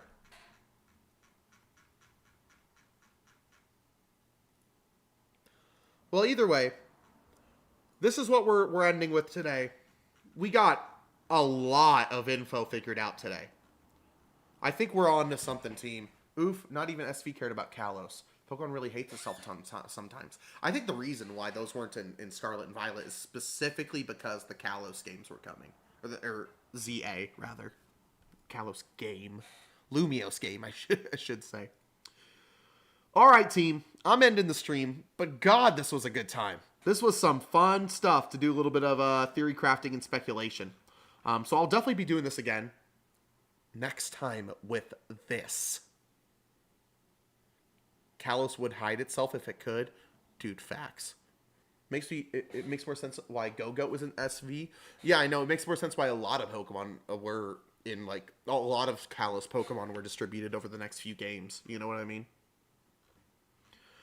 Alright, guys. If you want to see more streams like this, leave a like, subscribe. I'm sorry to chill out multiple times, but you know a man's got to do what a man's got to do. This was literally some of the most fun I've had on stream yet. I'm not even playing. So we're definitely going to be doing this again soon. I really enjoyed doing this. Alright, team. Anything else we got to say, or can I bounce out of here? Fla baby.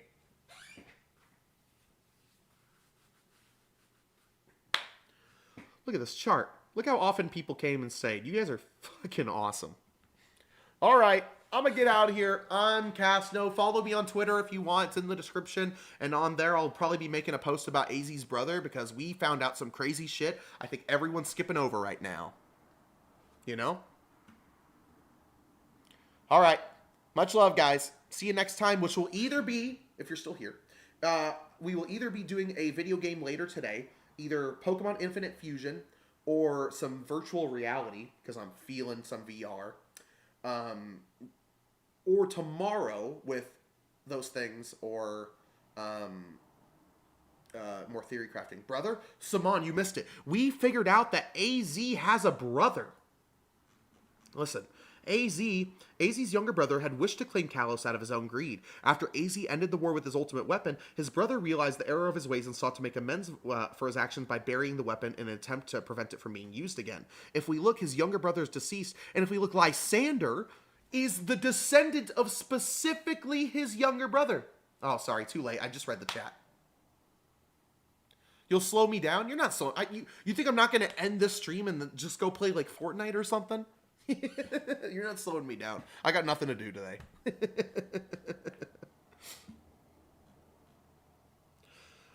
But that's insane, man. That's our big thing of the stream. All right, my friends. I am now leaving. Goodbye. See you next time. I hope the next time you join, you got some crazy theories for me to speculate on, because I am ready for it. All right, team. Bye. Lysander was a descendant